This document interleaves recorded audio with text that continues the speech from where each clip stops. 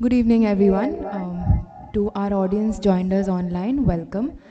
Please give us a few moments and we will get started. Thank you.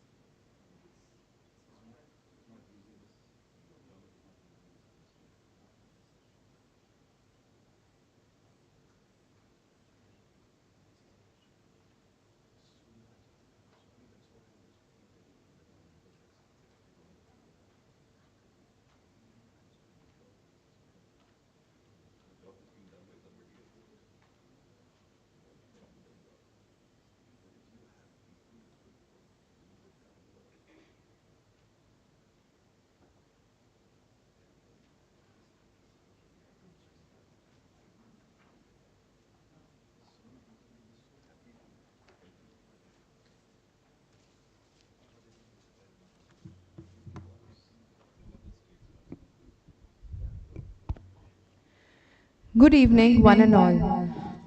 On behalf of the Center for Public Policy and Governance, Goa Institute of Management, it is my pleasure to welcome all our distinguished guests, faculty members, students, staff, FPM scholars, representatives from institutions, organizations, and our dedicated audience, both here in person and those joining us online, for today's talk and discussion on the theme, How to Make Things Happen in the Government.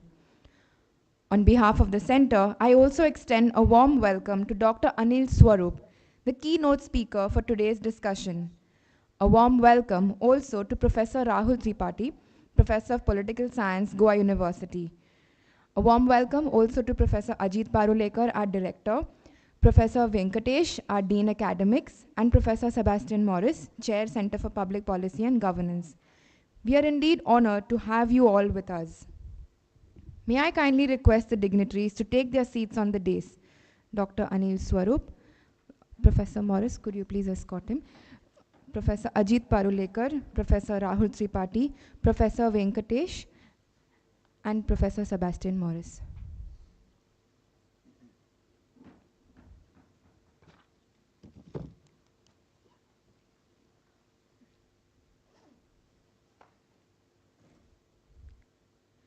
Thank you. In today's session, Dr. Swarup will share his practical experiences on how to navigate the complexities of governance and policy making, highlighting ways to drive meaningful impact in the government and enhance public value for the larger social good. The topic, shrouded in anticipation, promises insights we are all eager to uncover. Without further ado, I kindly request our director, Professor Ajit Parulekar, to say a few words in his opening remarks. Before that, I will briefly introduce our director. Professor Ajit Parulekar is currently the director of the Goa Institute of Management and a professor of marketing in the healthcare management program.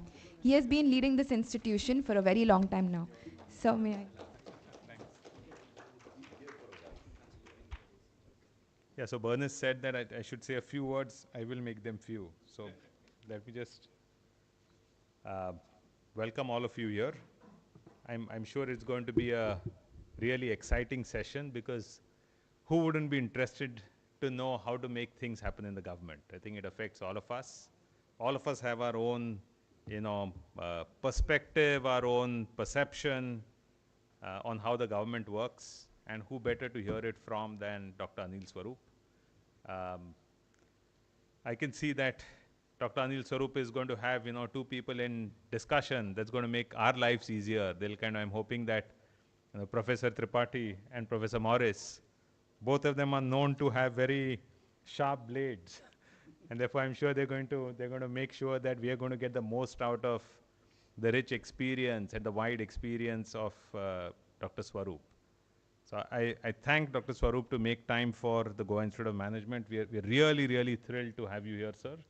And we look forward to today's conversation. I hope Professor Morris and Professor Tripathi is going to keep some time for the audience to ask a couple of questions too. Yeah, with that, thank you, Professor Tripathi, for making time to be here. Thank you I can see a couple of guests who've come from outside GIM. Thank you for being here. And with that, welcome once again to everybody. Thanks.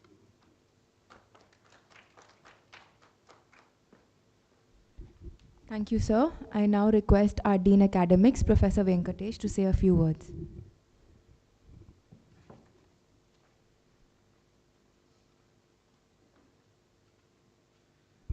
Good evening, Dr. Swarup, respected dignitaries on the dais, faculty members, fellow academics, researchers, and students. Right? It gives me a pleasure to have a luminary like Dr. Swarup among us. We all know, as Professor Ajit has said, all of us are very much familiar about the challenges that we tend to face when we deal with government in terms of accessing services as a citizen, right? That's one perspective that all of us are used to.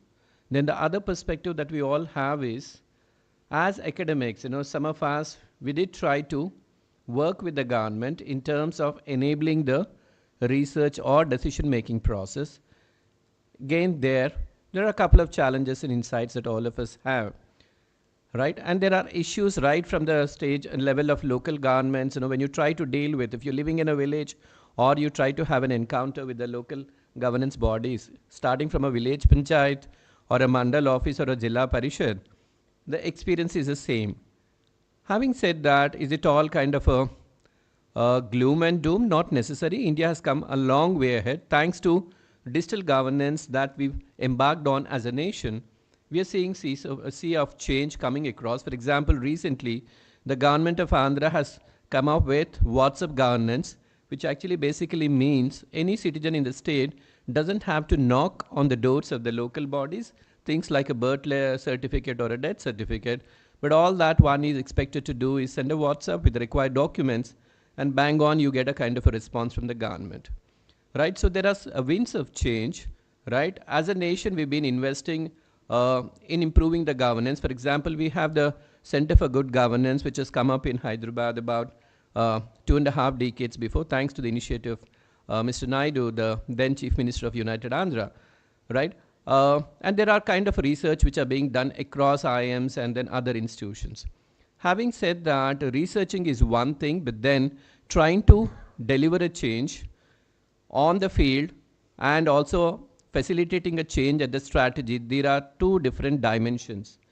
Dr. Swarup, of being at the helm, right, he has said multiple roles across the country as a bureaucrat, and more so, he's made immense contribution at the national level, both in terms of governance, strategy, and execution, right? Those of us who normally tend to essay, some of us have actually essay leadership roles, and we see the challenges in our own way, but then when we look at you, right, you know, you're a source of inspiration for all of us in a complex nation, a large nation like India, where there are democratic challenges and politics which are ruling us every other day. It's not a joke to deal with the elected representatives of the people on one side and the lower levels of bureaucracy who are stuck in their own mindset, you know, who tend to feel that moving a file would mean they can control what the, for example, in Reserve Bank, right?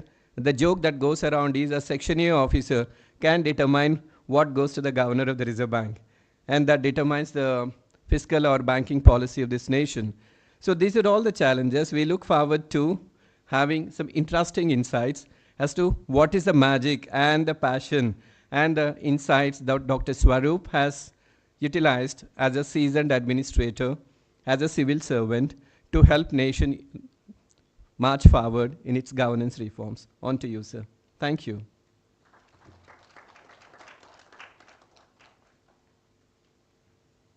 Thank you, sir. It is indeed my honor and privilege to introduce to you our keynote speaker for today, Dr. Anil Swarup. Dr. Anil Swarup is a distinguished former civil servant with a career spanning 38 years, during which he made significant contributions to India's governance and public policy. He completed his master's degree in political science from Allahabad University in 1978, where he was awarded the Chancellor's Gold Medal for being the best all-round student.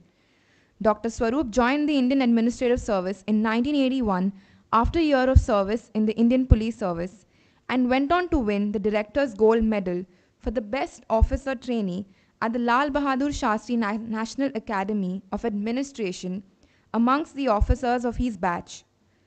Throughout his career, Dr. Swarup held various key roles in both the Uttar Pradesh state government and the central government. Notably, he served as Secretary to the Government of India in the Ministry of Coal, where he managed the aftermath of the coal scam, and later as a Secretary of School Education and Literacy, where he attempted to foster public-private partnerships to improve the quality of school education. Dr. Swarup has won several awards and nominations, the prominent ones being nominated as one of the policy change agent by the Economic Times during the years 2010, 12, 15 and 16. He was also selected as one of the 35 action heroes in India Today's 35th annual edition. He is the founder chairman of Nexus of Good, an initiative that promotes social actions, and the author of the bestseller, Not Just a Civil Servant. Dr. Swarup is also an esteemed member of the advisory committee of the CPPG. We are indeed honored to have you with us, sir. Thank you for accepting our invitation to deliver this talk. May I kindly request Ms. Shruti to present Dr. Swarup with a few flowers.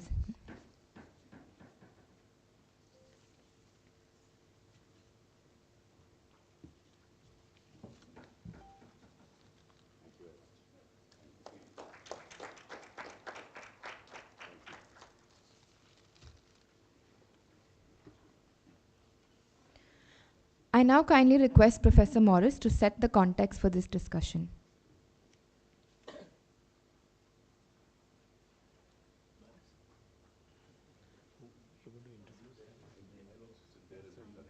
Yeah, yeah. So, all that I'll say is that it's great to have Dr. Anil Swarup here. And, while we academics discuss policy, the aspect of governance and government as an organization is very important. And that is where many of the policies get dashed. So what can be done, to take our policies through? Many of our policies, if we look at the sheer, objectives, they are the most glorious on earth. But then what we end up doing may not be in sync with what the policy has laid out. So we look to him to give us insights on how, in some cases, good policies were driven, and the kind of efforts one had to make as a senior civil servant to drive these policies and bring them to fruition. Okay, so that's what I would not stand in between. So, I would think that let Dr. Anil Swarup, go ahead and discuss and talk, and then we can raise some questions. Okay, yeah.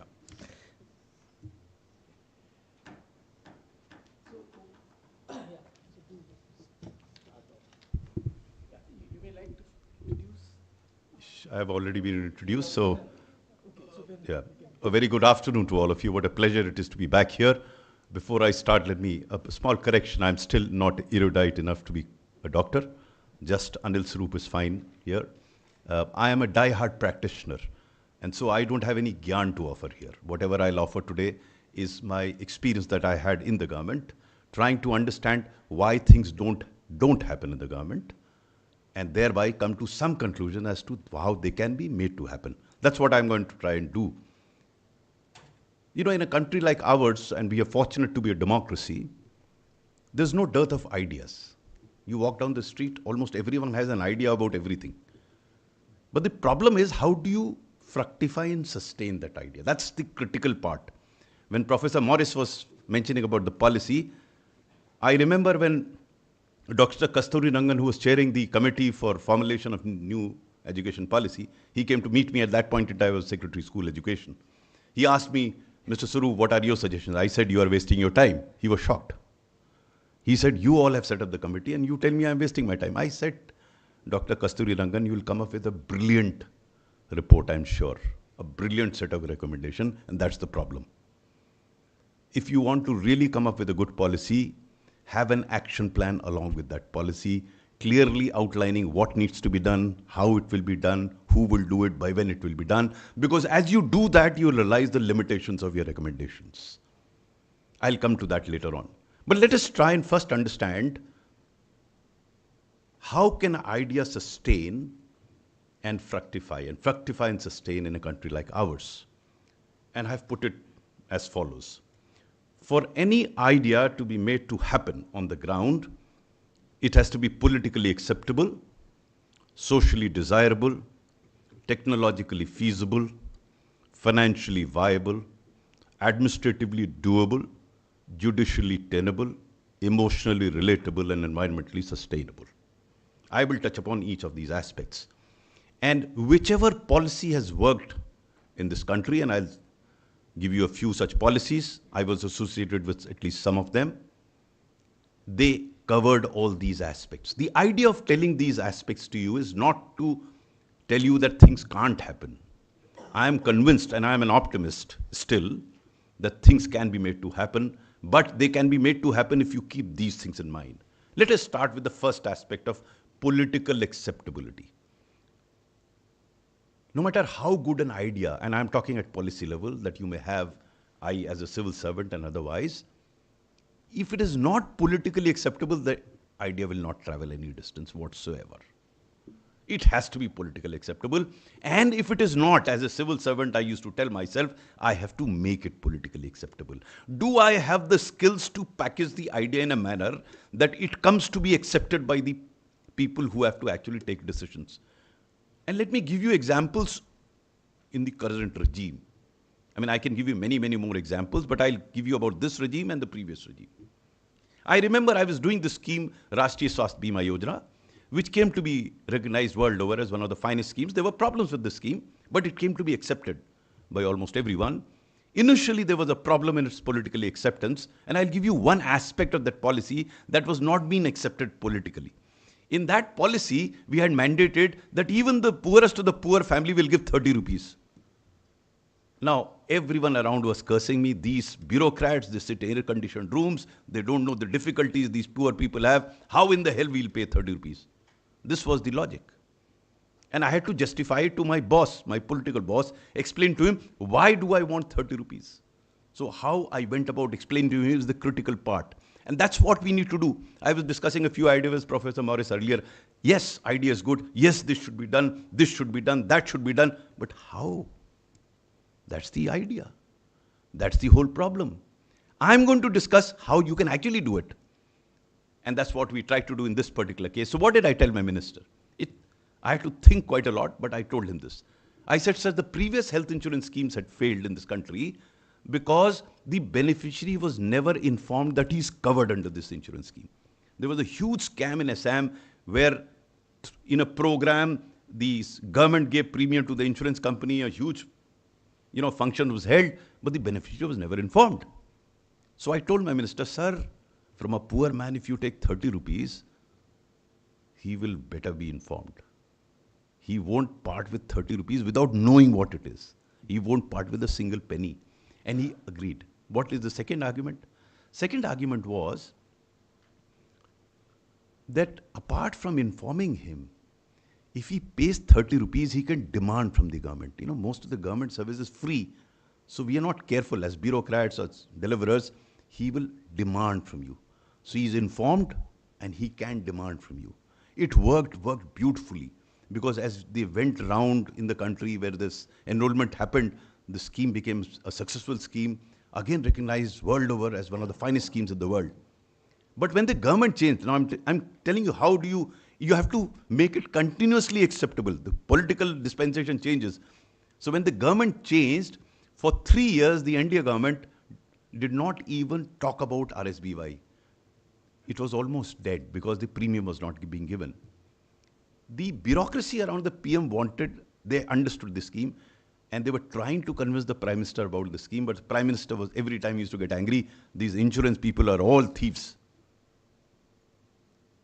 I was posted as School Education Secretary. I get a call from the Prime Minister's office, Principal Secretary, Prime Minister on the line.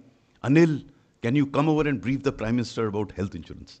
I said, sir, what have I to do? I am School Education Secretary. नहीं, तुमने एक scheme चलाई थी, बड़ी अच्छी चली थी. We have been trying to convince the Prime Minister, but every time he gets angry and he says, ये insurance company वाले सब चोर होते हैं, आप क्यों इनकी हिमायत कर रहे हैं? Then I asked him, sir, but what is my locus standi? He said, today evening, there is a presentation by Health Secretary. We will also put a review of Education Department. So you will be there. If the Prime Minister asks you, you tell him. Look at how it works in the government. Outsiders don't know. Outsiders say, good, bad, right, wrong. It doesn't. Government also doesn't work in binaries. There are so many factors that are going into it. So in the evening, I go there. Health Secretary makes a presentation on health insurance. The Prime Minister again gets annoyed. He said, मैंने आप लोगों को बताया है कि insurance वाले सब बदमाश होते हैं, आप इनकी हिमायत कर रहे हैं. Then he turns towards me. He says, Anil, आप रहे हेल्थ इंश्योरेंस में, आपकी क्या राय है? मेरी राय exactly वही थी जो हेल्थ सेक्रेटरी की थी. But it's all a question of packaging. I spoke for 15 minutes, and since you all are in the management circles, you will understand what I told him. I told him, sir, and very simply in his language, I told him, sir, अगर आप insurance लाते हैं ना sir, तो आपकी शुरू में ही liability, आपको कितना साल भर में पैसा खर्च करना है पहले ही पता लग जाएगा. कैसे? मैंने कहा साहब वो प्रीमियम पहले बिड करते हैं, आपको पता लगेगा इस साल में हमारा इतना खर्चा होना है. मान लीजिए आप ये नहीं करते तो आपके पास क्या विकल्प हैं? What are the options available with you? The options available with you is कि आप या तो गवर्नमेंट वाले हॉस्पिटल में ही चलने दें। तो गवर्नमेंट वाले हॉस्पिटल तो चलने देंगे सर, लेकिन अगर आप उसको चॉइस दे देंगे कि वो प्राइवेट में भी जा सकता है, यहां भी जा सकता है, तो कितना बड़ा एम्पावरमेंट होगा उस इंडिविजुअल का। This he understood. I told him, साहब अभी आप उसको फोर्स कर रहे हैं गवर्नमेंट हॉस्पिटल में जाने के लिए, तब उसको एक विकल्प रहेगा, he can go either to the government hospital और to the private hospital. So you are empowering him, number 1। Number 2, आपकी लायबिलिटी लिमिटेड हो जाएगी। नंबर 3, सर जो भी झगड़ा होगा वो हॉस्पिटल और इंश्योरेंस कंपनी के बीच में होगा। अगर आप पैसे देंगे उस हॉस्पिटल को तो आपसे झगड़ा होगा, वो उनका झगड़ा होगा। सर आप पंचायत कर सकते हैं, आप डिसीजन ले सकते हैं कि ये सही है ये गलत है। Bingo, it worked. That day Ayushman Bharat was actually born. The nomenclature was given later on, but it was born. As I was coming out of the room, one joint secretary in the PMO asked me, sir आपको तो पता था नाराज हो जाते हैं prime minister, फिर भी आपने अपनी बात कह दी। आई सेड, ना तो मुझे इनसे अभी कुछ चाहिए, ना रिटायरमेंट के बाद कुछ चाहिए, जो मैंने ठीक समझा उनसे कह दिया। Friends, everyone talks about things not happening in the government, and as an insider I can tell you the biggest problem in government and bureaucracy is not capacity or specialization. It is attitude. And the whole debate and discussion in the government is कैसे तरीके से IAS officer को specialist बना दो. No, you don't require that specialization. In fact, my view is that if you have the right people sitting there, which you can, I have written quite elaborately about it, you can actually get the people with the right attitude, you can actually develop that right attitude in the government. But without that, even if you make him a specialist, people talk about domain expertise. I said, nonsense. As coal secretary, I didn't know the difference between one type of coal and another type of coal. I didn't really require it. And forget that, in private sector, does Indra know much about how Pepsi is made? It is more to do with managing men and women.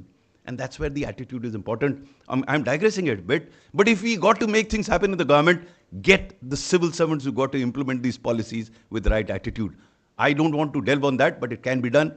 Unfortunately, many people are not listening right now, but I'm pushing it hard. Get the people with the right attitude, train them in the right manner, give them the right incentives, you will get the right people and things will happen in the government. Someone mentioned about the local government, as he was mentioning when he was talking here. There also it's a question of attitude. It's nothing to do with expertise. Why are we discussing expertise? There's no dearth of expertise actually. I was telling Director Saab abhi, I was studying Professor Morris. As Secretary Government of India, I was there for 4 years. Not many have had such a long tenure. 2 years as Coal Secretary, 2 years as Education Secretary. I used to leave my office at 6 o'clock. No other secretary did that. Because I knew so many people can work better than me, and that was the question that was raised earlier. Why aren't we using universities, institutes like this one to do my work? They are very willing to do it. Why aren't we taking... I used to do that. I used to outsource most of my work. That's why I said, I will do only I can do. People give me a lot of credit for coal block auctions. You know, I hardly did anything. But I picked up the right people. I picked up the right organizations to do the documentation. I picked up the right organization to do the technology part. I'll come to technology part because I'm really fascinated with it. If you want to make things happen, that's one aspect. So, political acceptability is the key. If you are able to make your idea politically acceptable, no matter how good an idea is, it won't travel any distance. You have to make it politically acceptable. Now, this applies to the private domain also. I'm not supposed to be speaking on private domain. They're replaced politician by the boss. You know, our usual approach to our bosses is, yaar, itna gadbad aadmi hai. Not only boss, our usual approach to the world is that everything is wrong with the world. I am the only correct man going around. That's the problem also with the civil servants. Even outside I've seen. उम्र भर यही भूल करता रहा गालिब, धूल चेहरे पे थी, आईना मलता रहा, दबाते रहिए. And that is why both in the public and private domain things don't happen. If you want to make things happen, you must realize one thing very clearly. You can't do a nut to others. Professor Morris is very fond of talking about systemic changes, system. After some time I decided, I can't the system, let me change myself.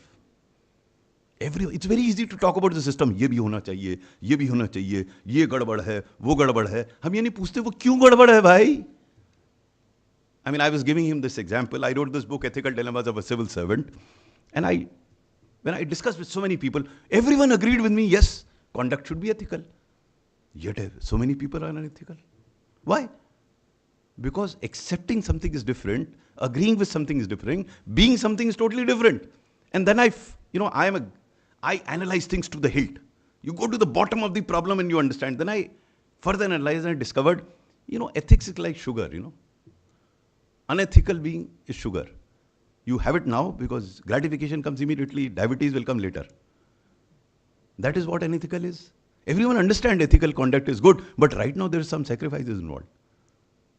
So you're not. So once you understand these fundamentals, then in your own domain, and I use this term in your own domain, despite being Secretary Government of India for 4 years, I was only thinking in terms of my domain. I mean, you may consider that as a stupid fellow, you should have changed this country. But some people ask me, why don't you do this? Why don't you? I said, I couldn't. As simple as that. I was totally focused on what I can, because I believed that if I could what I can, that can itself will grow. I was not wasting my time over issues over which I had no control. And I'm digressing a bit. I must narrate an incident to you. I learned it over a period of time. And since there are so many youngsters sitting here, please stop changing the world and stop changing the nation. Stop thinking about the nation. Define your domain and do the best you can. Otherwise, you'll go mad. There's so many things going wrong.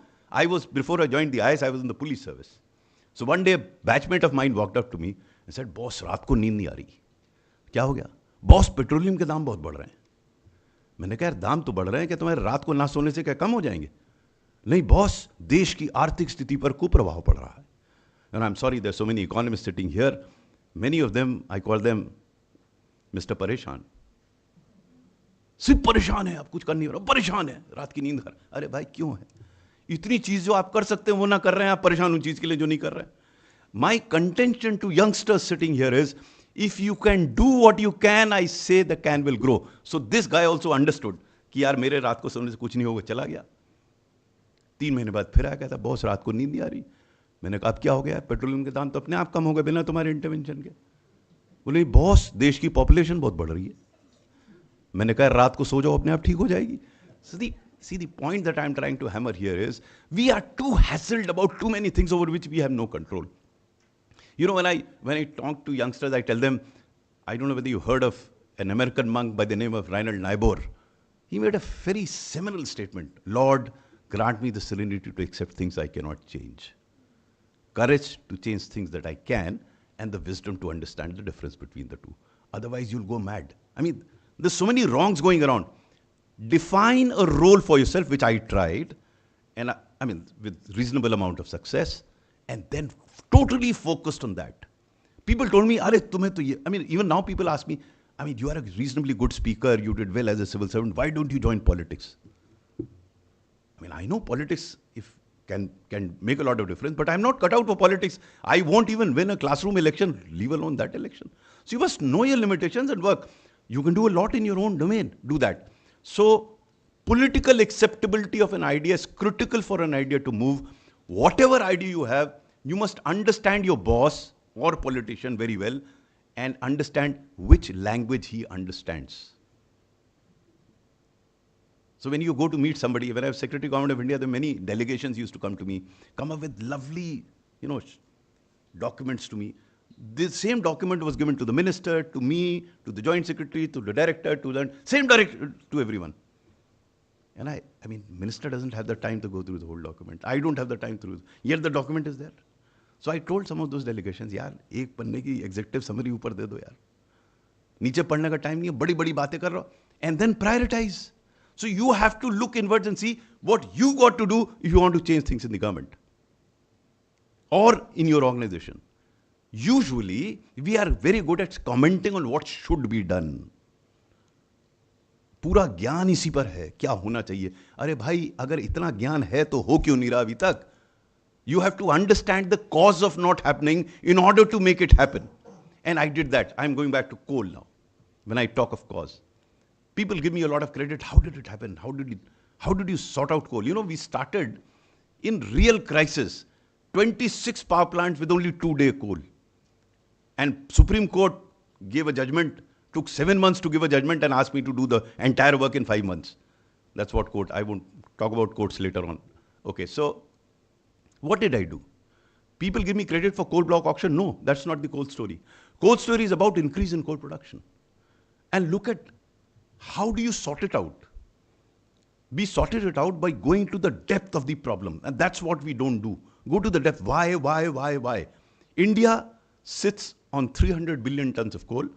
Our requirement at that point in time was less than 1 billion ton per annum, yet we were short of coal. Why? Because for extracting coal, you require land acquisition, which is a very difficult thing. You require environment, forest clearance, another difficult thing. All this coal exists in inaccessible areas. You have to have railway lines to take them out. Now, what is the next step? Why is land acquisition difficult? So I went through my law and saw that unlike other land acquisition, under the Coal Bearing Act, I could actually acquire land through a different process. And in that process, I could give, that's a very interesting provision, to every ward whose land I was taking, I could give him employment in the Maharatna Coal India Limited. Now, this message was not being communicated to the farmers properly. We launched a campaign. We came to a situation, I remember when I used to go to the field, farmers used to come and ask me, Sir, kab hamari land le rahe hain? I'm not saying that's the only way. You have to understand, go to the depth of the causes. People ask me, what would you say as the biggest action taken by you for retrieving coal from the mess that it was in? I said, as Coal Secretary Government of India, I did not convene a single meeting in Delhi. All meetings were held at the state headquarters. Almost all chief secretaries were junior to me. I used to go to the state headquarters, sit with them, sit with senior officers, with all the district magistrates on video conference, and I used to convey a value proposition to them. Another thing, you have to convey a value proposition to whoever you are talking to. Forget your boss. Unless you are able to convey that value proposition, it won't work. This comes in the second last term that I used of emotional relatability. The people around you, the other people associated with it, should be able to find a value proposition in whatever you're telling him. You may say it is right, but what is in it for him? Everyone is selfish, let's accept it as a fact. Even a politician, you have to tell him what is in it for him. So it's your ingenuity to determine in your proposition what is beneficial to him. Once that happens, let me give you another example where this thing held. I was Secretary School Education, and CBSE paper had leaked. All hell broke loose. But the minister thought it was nothing. I was attending to my father in Dehradun. So the chairman CBSE rang me up. She said, Sir, there is a serious crisis here. And she explained the whole thing to me. CBSE was not to be faulted. So I told her, hold a press conference and tell everyone what is the ground situation.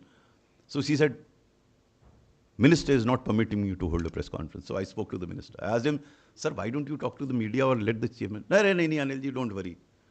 It's okay, choti cheez hai. By the time I returned to Delhi, it had blown into full-blown crisis. So next morning when I went to meet the my minister, he says, look at what, the easy way out, no? He said, Chairman CBSE ko to hatana padega, Anilji. I said, unki galti kya hai? He said, unki koi galti nahi hai, but situation diffuse ho jayegi. Now, how do you make this idea politically acceptable to him that removing chairman CBSE is not the done thing? I am giving you these small examples because they may appear to be small. That is what is required to be told to the politician, because until the politician agrees with what you're saying, no matter how great your idea is, it won't work.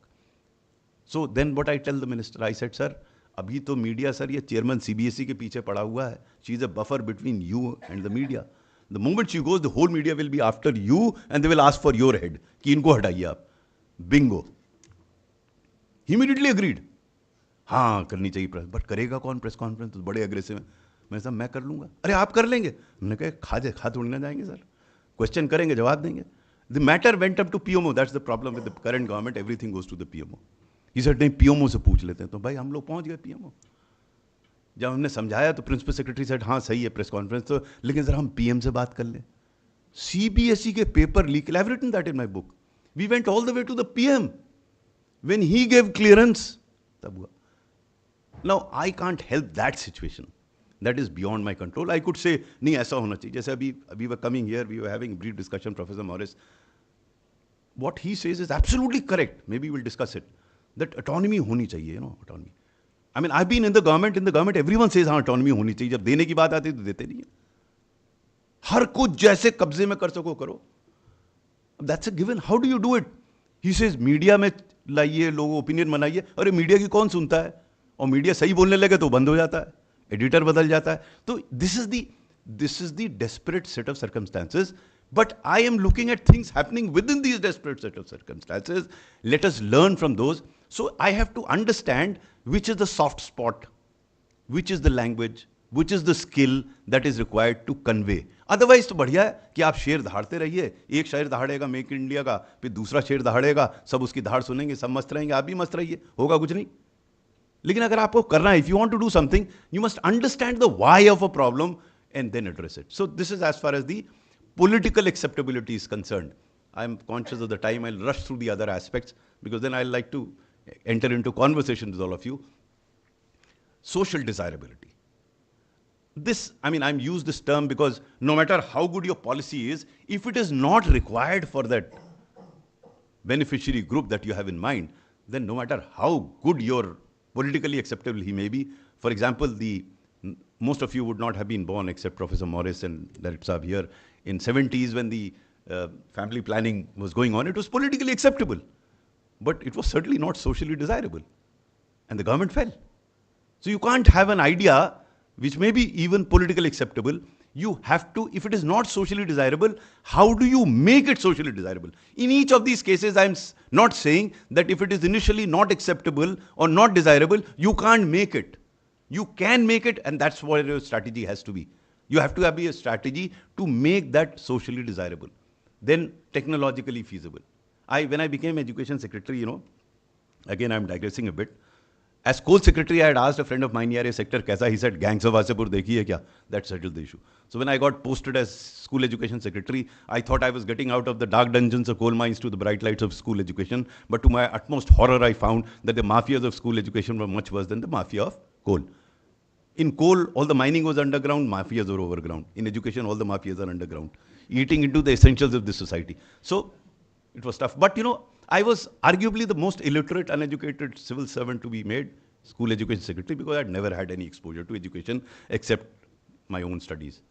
So I became school education secretary. So in India, they're very sympathetic to you. And there's so many advisors. We call them Rai Sahab in UP, They wouldn't have done anything in their lives, but they're very good at giving advice. And they're very expensive ones who fly from across the Atlantic, come here when the weather is very bad there, give advice and go back, and charge a very hefty amount for that. They wouldn't have done anything here. So one such advisor came and told me, "Sir, you should visit England, Finland, Holland, Scotland." As he was making these lamps, I said, have you visited motherland? He didn't understand. I said, "You're talking of all these lands of the world. There's no connect between them. Why can't you look at here?"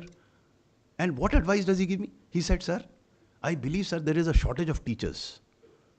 So, sir, why don't you put smart televisions in all the schools and connect them through Wi-Fi and centrally give the classes?" I said, "My friend, you have not lived in India beyond Delhi. I mean, today when I was driving down from my place to this place, in between the internet was gone. And this guy was telling me, 8 years ago, internet se kar do." So when I say technologically feasible, it can become. But you have to keep that in mind. You can't assume that it is done. In some places it is done. So that idea has to be technologically feasible or made feasible. Get that technology if not is available.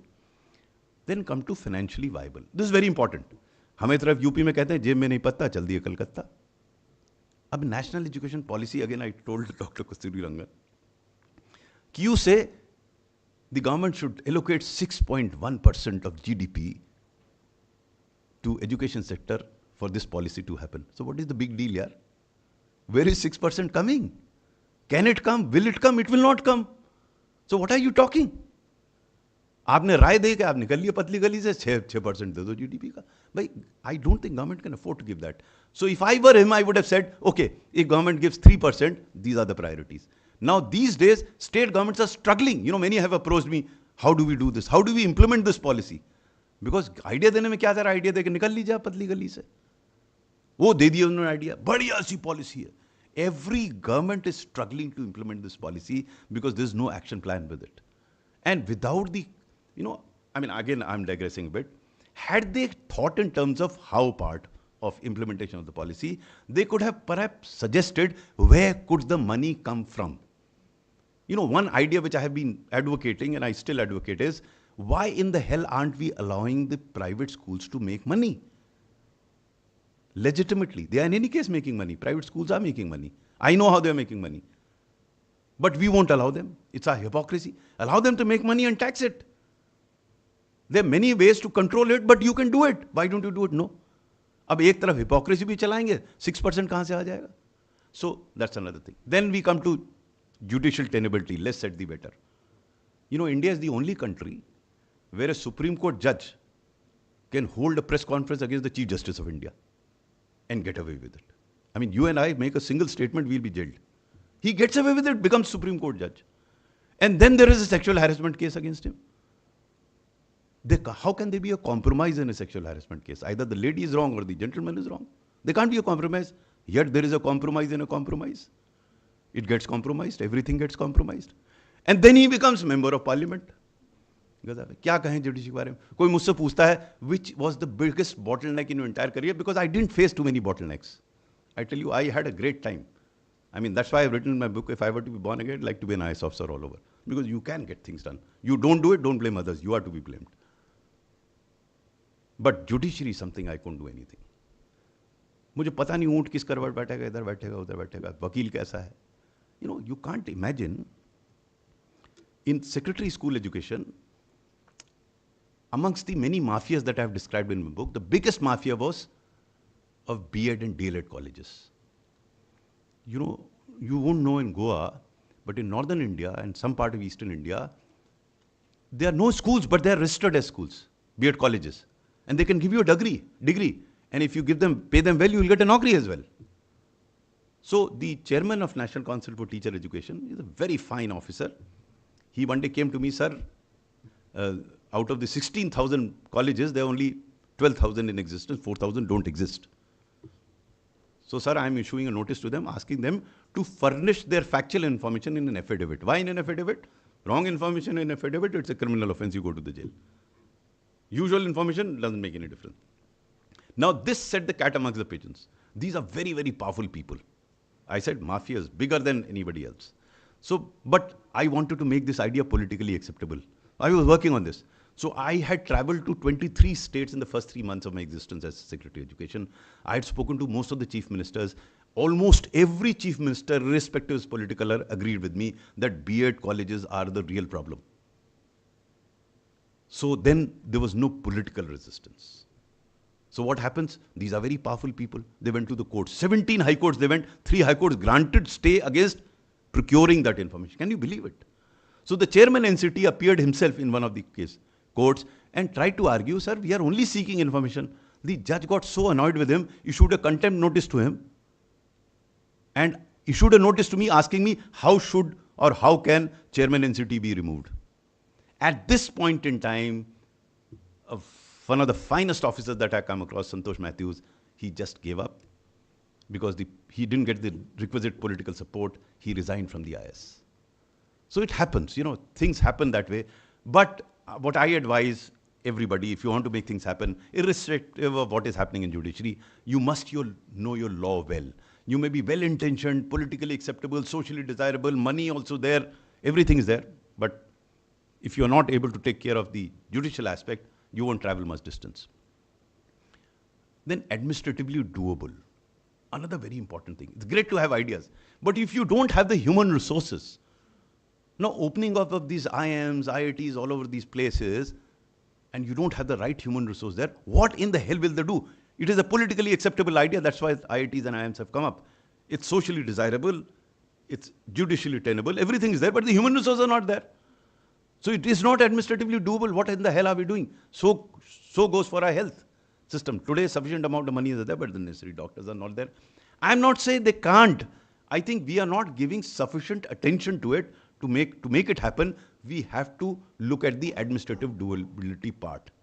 Then we come to the emotional relatability part. To me, it came later in this list, is extremely important. And this aspect came in when I examined the farmers' agitation. The idea was politically acceptable, socially desirable, everything so on and so forth. But they were unable to market the idea to the farmers that it is actually beneficial to the farmers themselves. In fact, I do believe, barring some exceptions, I think they were very good bills. The first ever paper on this was written by me in 2000.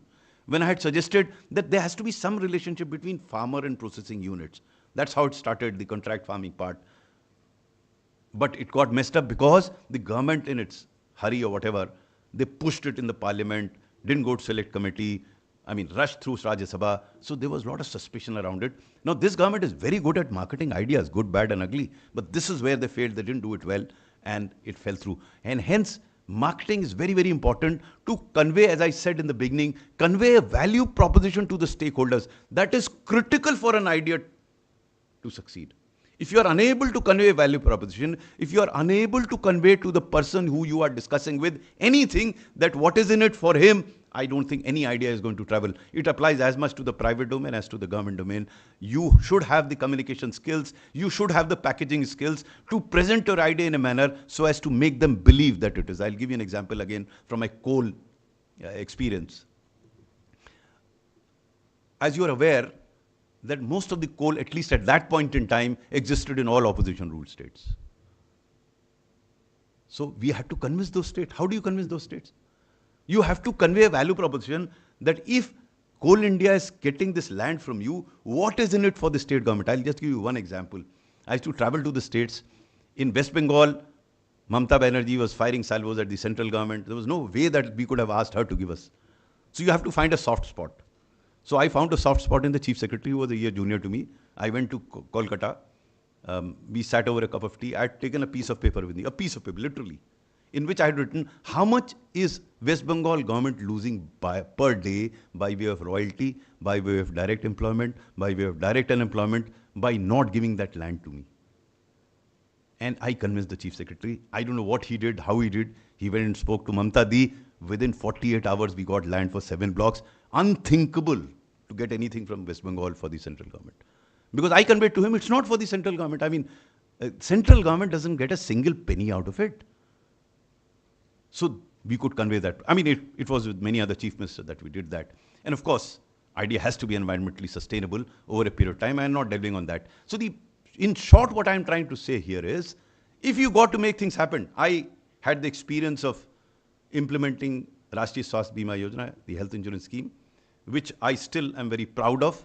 Is probably the biggest health insurance scheme in the world. Of course, much more refined under Ayushman Bharat, recognized world over as one of the schemes. I must narrate one incident to you before I conclude and open this for discussion.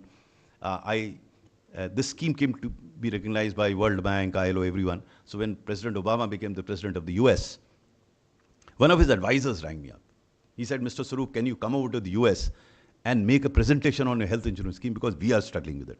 So I tried to wriggle out. I said, our context is totally different. Our people are totally different. The scheme is totally different. I don't have much to offer. But he insisted. So in one of the visits to Washington, I used to go there to interact with the World Bank. There was a presentation I made at the Brookings Institute, which houses some of these advisors. And during the presentations, there were representatives of Gates Foundation, Rockefeller Foundation, many other foundations, the federal government, the state government, our own mission people were there. So I made a presentation on RSBY. After the presentation, I was having a cup of coffee. This gentleman from Gates Foundation walks up to me and asks me, Mr. Swarup, you seem to be very passionate about this scheme. What is the government giving you beyond your salary? Very interesting question. So I asked him, Gates Foundation gives millions of dollars to poor countries. What do you get out of it?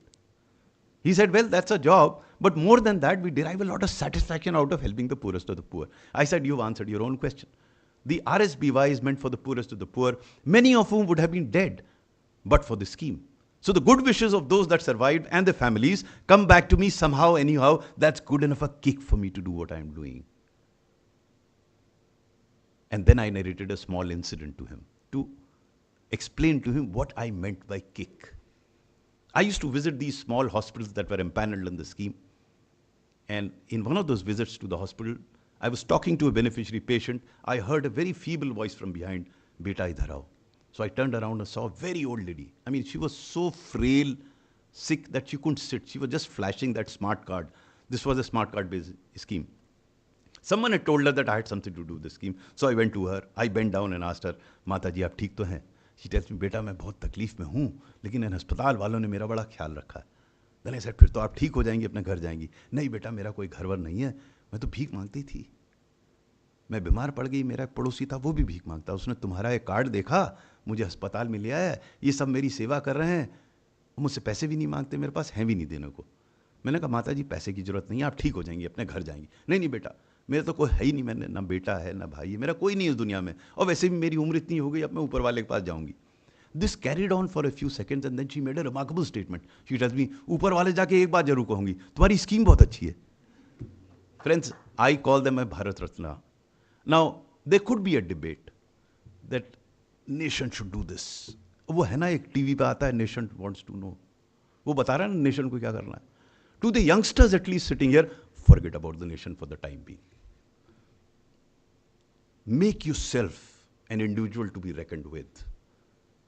Do the best that you can, that's the best that you can. इतने लोग चिंता में लगे हैं दिल्ली में nation के बारे में, तो आप क्यों चिंता कर रहे हैं नेशन के बारे में? बिल्कुल चिंता ना कीजिए नेशन के बारे में, उनको करने दीजिए। एक चीज जो अच्छी हो रही है, and I'm glad you mentioned that, and I'm obsessed with it. In fact, my next book is going to be about that only, how technology can transform this country. And I did that. And mine was the first office in the country which was paperless, fileless. I remember when I was in the PMG, when I was asked to fast track projects above 1,000 crore each, one day Kumar Mangalam Birla and his two CEOs came to meet me. And he didn't see any file on my table. He said, how is it that you don't have any file? The first time that I'm finding an officer without a file on his table. I said, I don't have any file on paper. He said, how? So I explained to him that how we have digitized everything. Then he turned towards his two CEOs.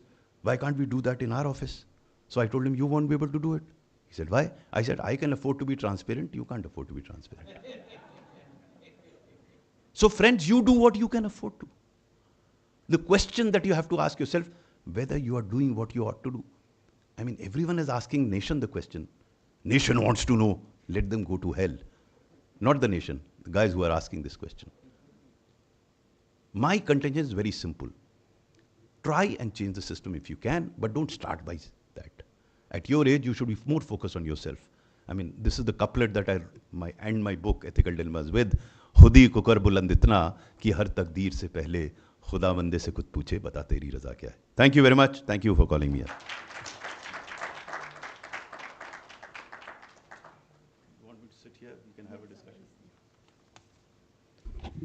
Many thanks, sir, for your excellent presentation, and we have learned so much from you and from your practical insights of being in the government for so long. I now kindly request our two discussants for this session, Professor Sebastian Morris and Professor Rahul Tripathi, to please join Dr. Swarup on the dais.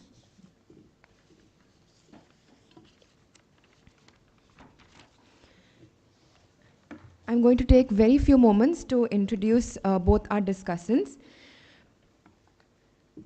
Professor Rahul Tripathi is Professor of Political Science at the D.D. Kosambi School of Social Sciences and Behavioural Studies and the Chairman of the Board of Studies in Public Administration at the Manohar Parrikar School of Law, Governance and Public Policy, Goa University.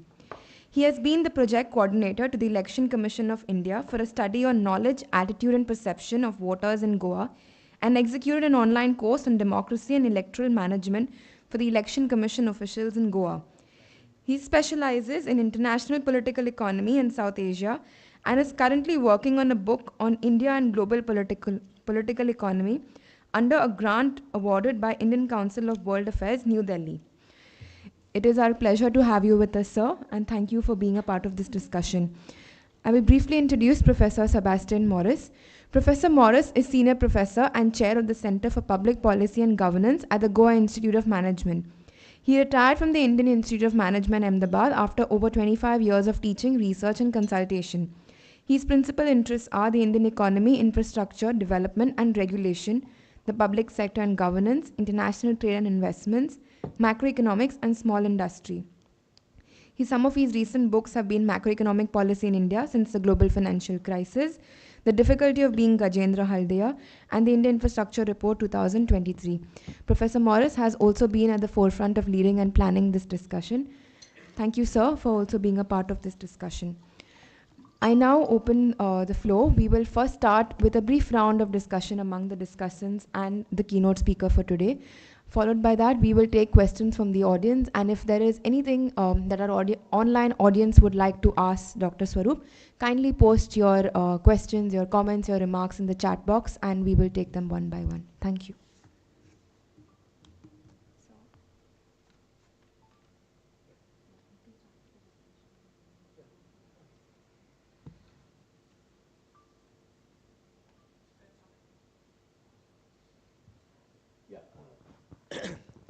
You know, first let me start by saying that, there's very little I can say to what you have already said.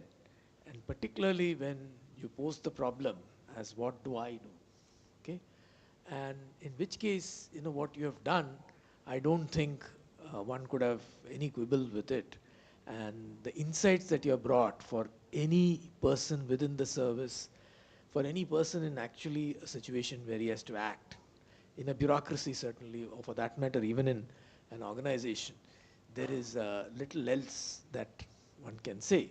And the idea that a policy needs to have all these feasibilities, and if they don't, if it doesn't, then you work and bring about that feasibility before you attempt, I think is wonderful, and it's something which all our policy makers and in all policy institutions have to go through. There is a bit of that in policy studies on when they talk about all the feasibility. But the way you put it, that the steerer, the civil service, the bureaucrat, the bureaucracy has a very important role in that, and how he can go about using networks and his arguments and so on. That's something I'm not going to argue against that. So in fact, I'm not going to argue at all. What I'm going to raise is another issue, which is more that an academic would raise. Okay? And when I say why an academic would raise this is because he or she has to see it from a larger standpoint, where, let us say, movements, okay, social movements, political movements can also happen, which can change the country for the better, one hopes. So in that sense, what is it that, let us say, a political movement or a social movement would need to do to make governments more efficient, to make government more effective, is what I'm going to say. So the first thing I would agree that intelligent policy is part of the deal, okay? And many policies actually fail on that count. You have already brought out the education policy, but many of the urban initiatives, urban planning, many of the infrastructure policies, many of the PPP policies, actually, if you look at them closely, I have myself brought out that they fail. And in fact, using your framework, one can easily see why they would not have. So again, it's not policy that I'm going to talk about, but I will talk about organizations. Okay? And let me here start with a simple analogy, more so that we can all understand.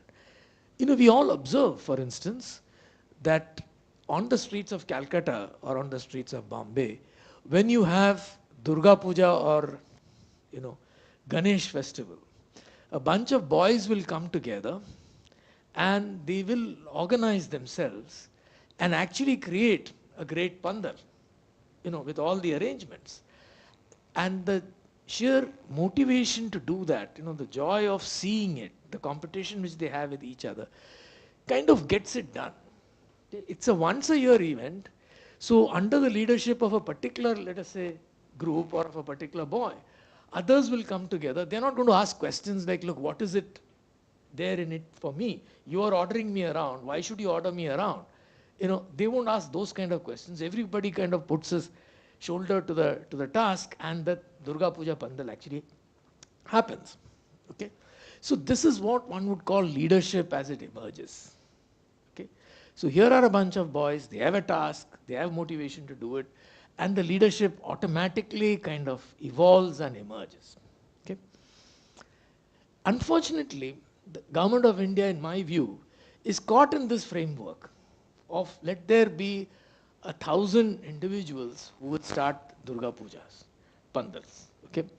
So in other words, suppose if I turn the task around and say it's not to build a Durga Puja Pandal once a year, but every week you have to put up a Pandal, okay, and take it down. If that is your task, then issues of leadership become much more systematic, much more organizational. You'll have to ask questions like, why the hell should these juniors work for me? What is it? What are the incentive mechanisms? What is the organization structure? Okay? What is the organization? Is there an organization? Then the group of boys will realize that they'll need an organization. Okay? They'll need to have funding. They'll need to have consistency. So my point is that government of India still pretends it is nothing but a bunch of highly empowered civil servants. It's person dependent. There are no systems. Even when there are systems, the technical knowledge below is not allowed to float to the decision maker unless the decision maker forces himself or herself to find that technical knowledge. Okay? So I agree fully with you that the top level decision maker, need not be a specialist. In fact, I would agree with you that he should not be a specialist. Okay? So that's not the point. The point is, specialized knowledge, though, does it come in where it should come in? For instance, in electricity, there is a lot of technical knowledge which is required if you have to really decentralize and create markets. Okay? Is that coming up to the decision maker in a way that he can act? The answer is no. Why does it not come up? Because there is a hierarchy. Let's say, for want of a better phrase, I'd say that there is a caste which is running across government. These are the civil servants who have the power.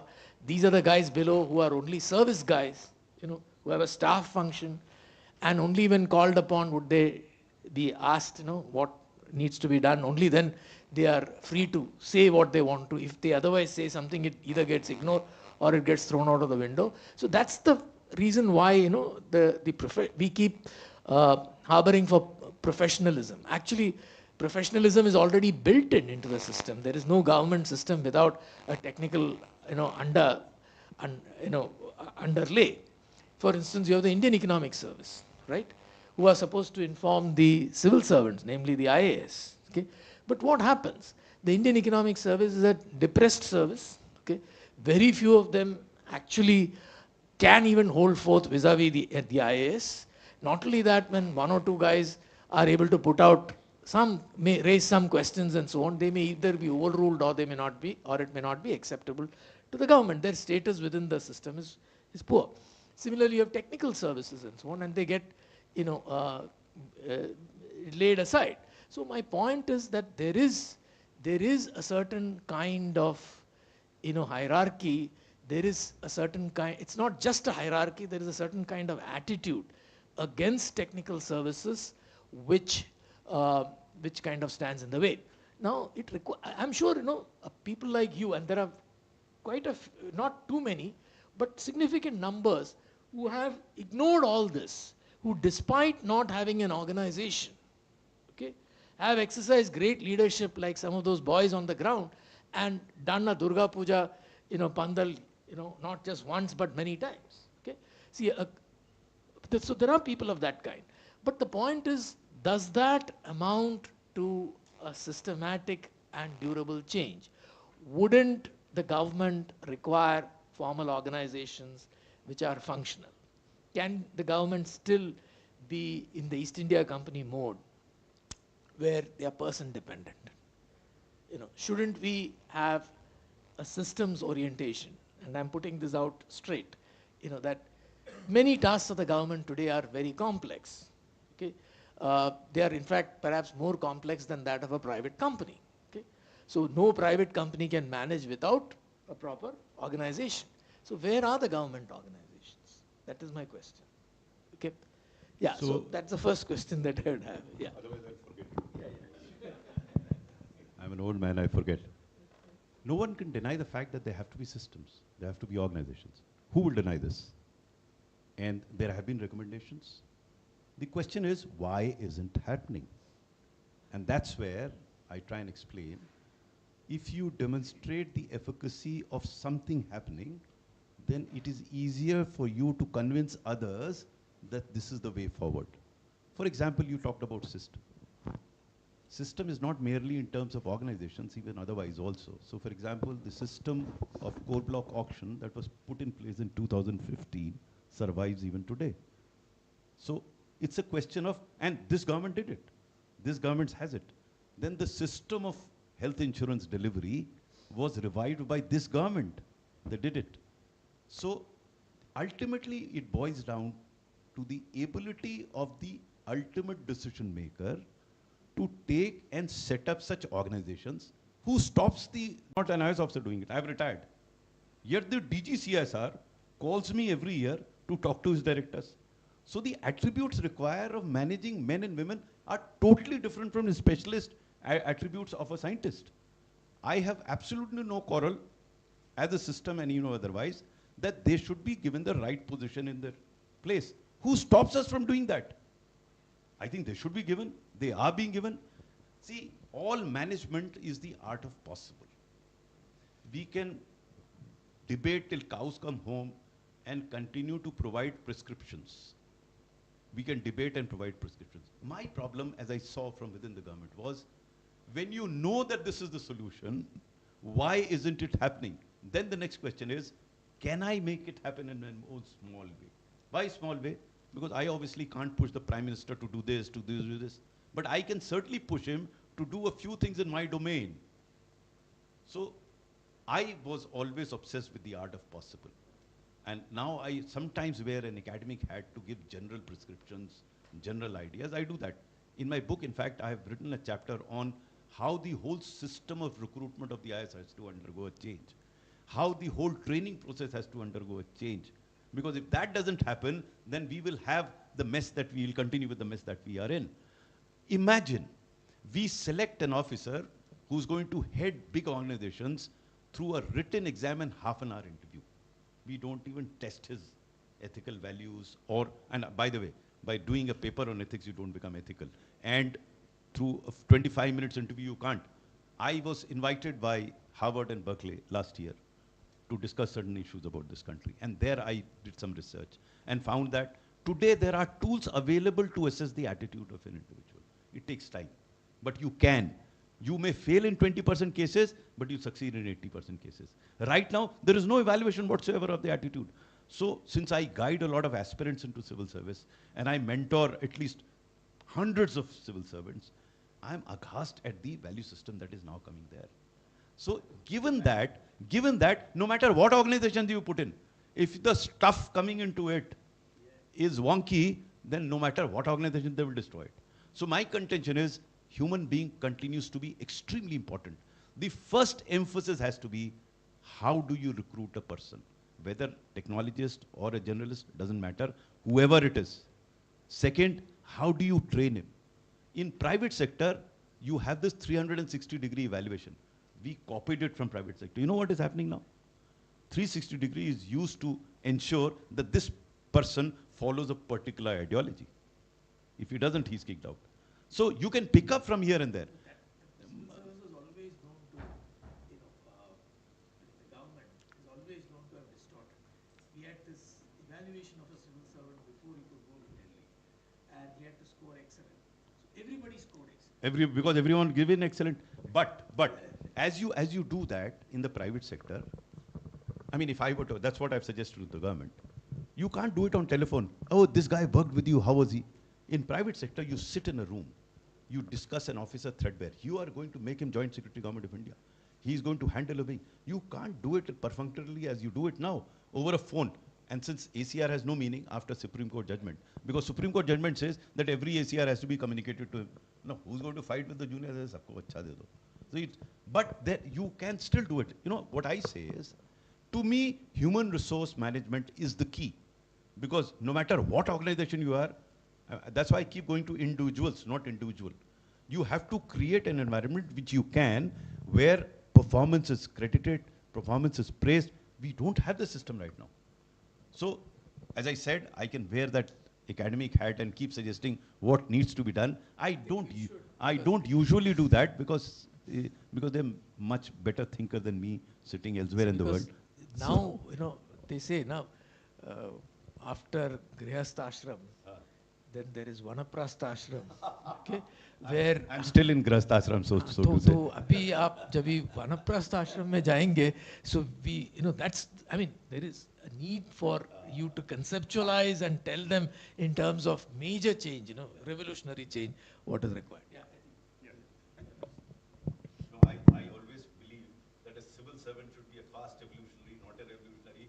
If you want to be a revolutionary, pick up a jhadu and join a political party. But see, people like you don't drive civil service and administrative reform. Who else is going to? As I said, as I keep saying, I have understood my limitations. Many people like you tell me, why don't you do this? I said, I want to be at peace with myself also. Otherwise, I will be spending sleepless nights myself over issues over which I have no control. I want to now have spent sleep. I know I'm being selfish here, but I have defined it. I'm again digressing. I started a movement, a different movement called Nexus of Good. And this is something which I'm trying to drive. There's so much good that is happening in the society. We have this habit of criticizing everything. Can we learn from good work? Can we appreciate good work? Can we replicate good work? Can we scale good work? And this has taken off. 15 city chapters where we are getting inspired by good work that is happening around us. We have a very vibrant portal, hundreds of positive stories there where they are learning from each other. People kept asking me, there is no repository of good work anywhere. That's there on education, various aspects of education, where people can learn from each other. I know a lot more needs to be done. You are right that I should be talking more about systems, organizations. First of all, I don't have that bent of mind.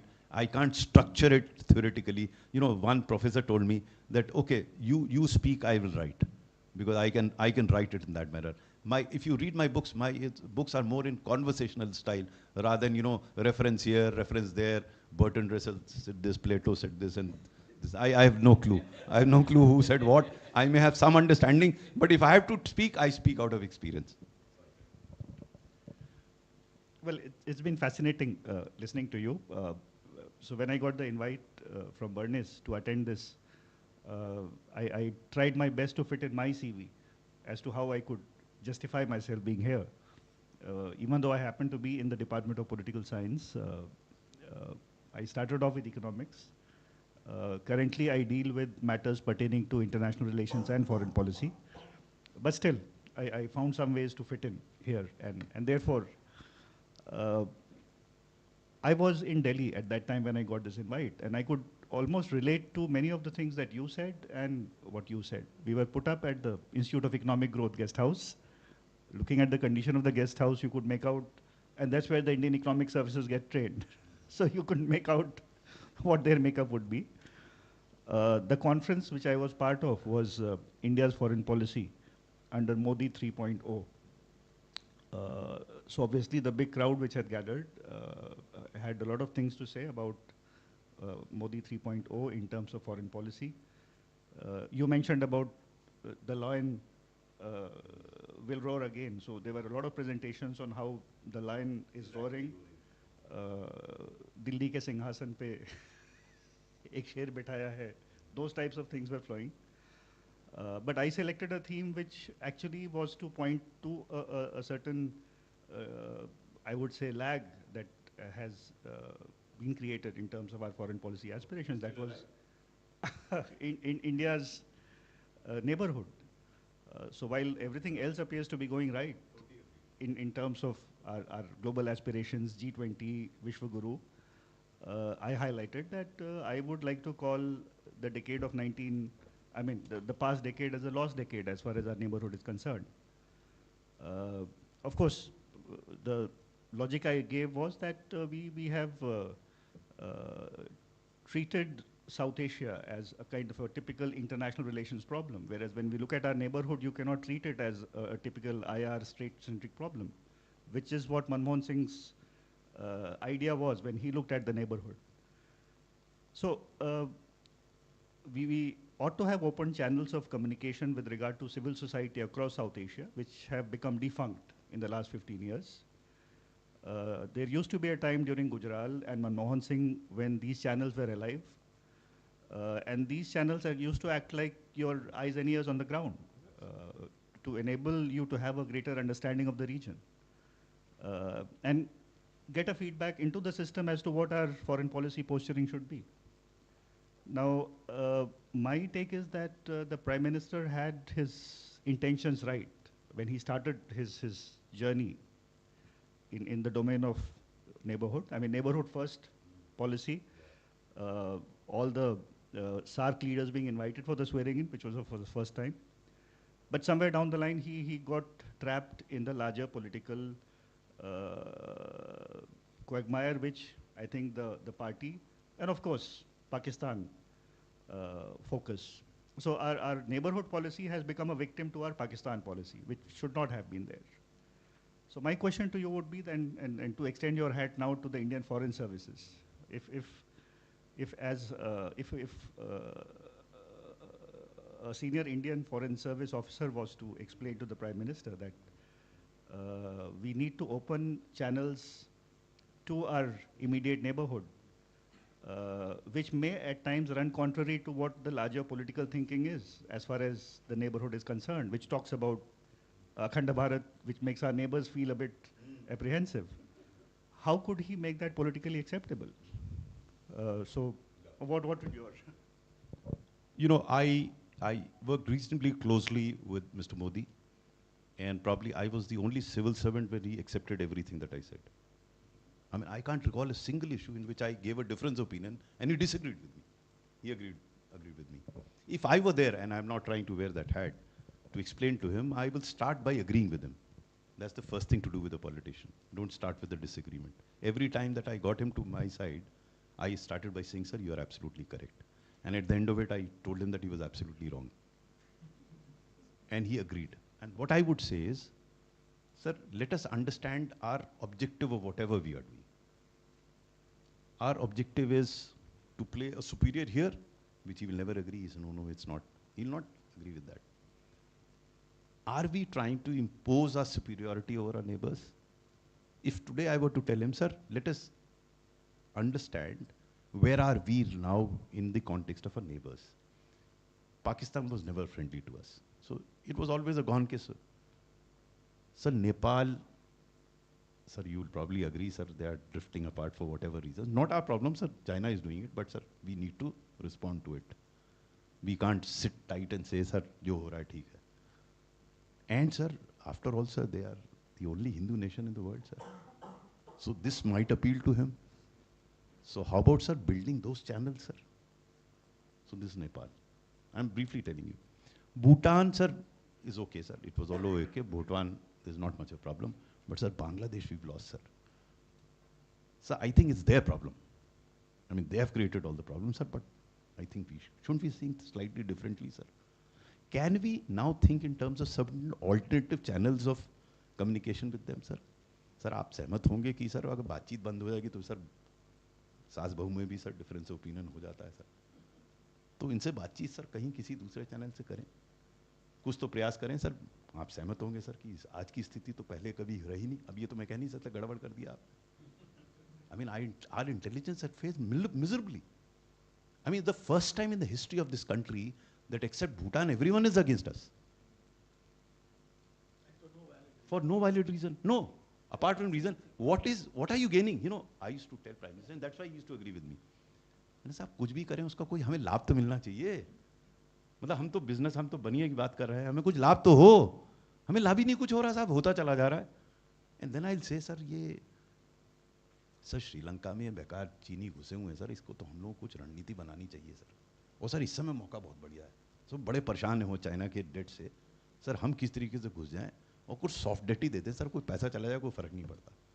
लेकिन sir वो जो China ने इनको दिया sir हम अपना लेते हैं. सर कितना लॉस होगा, $1 billion, $2 billion sir, but China Sri Lanka can become a permanent friend.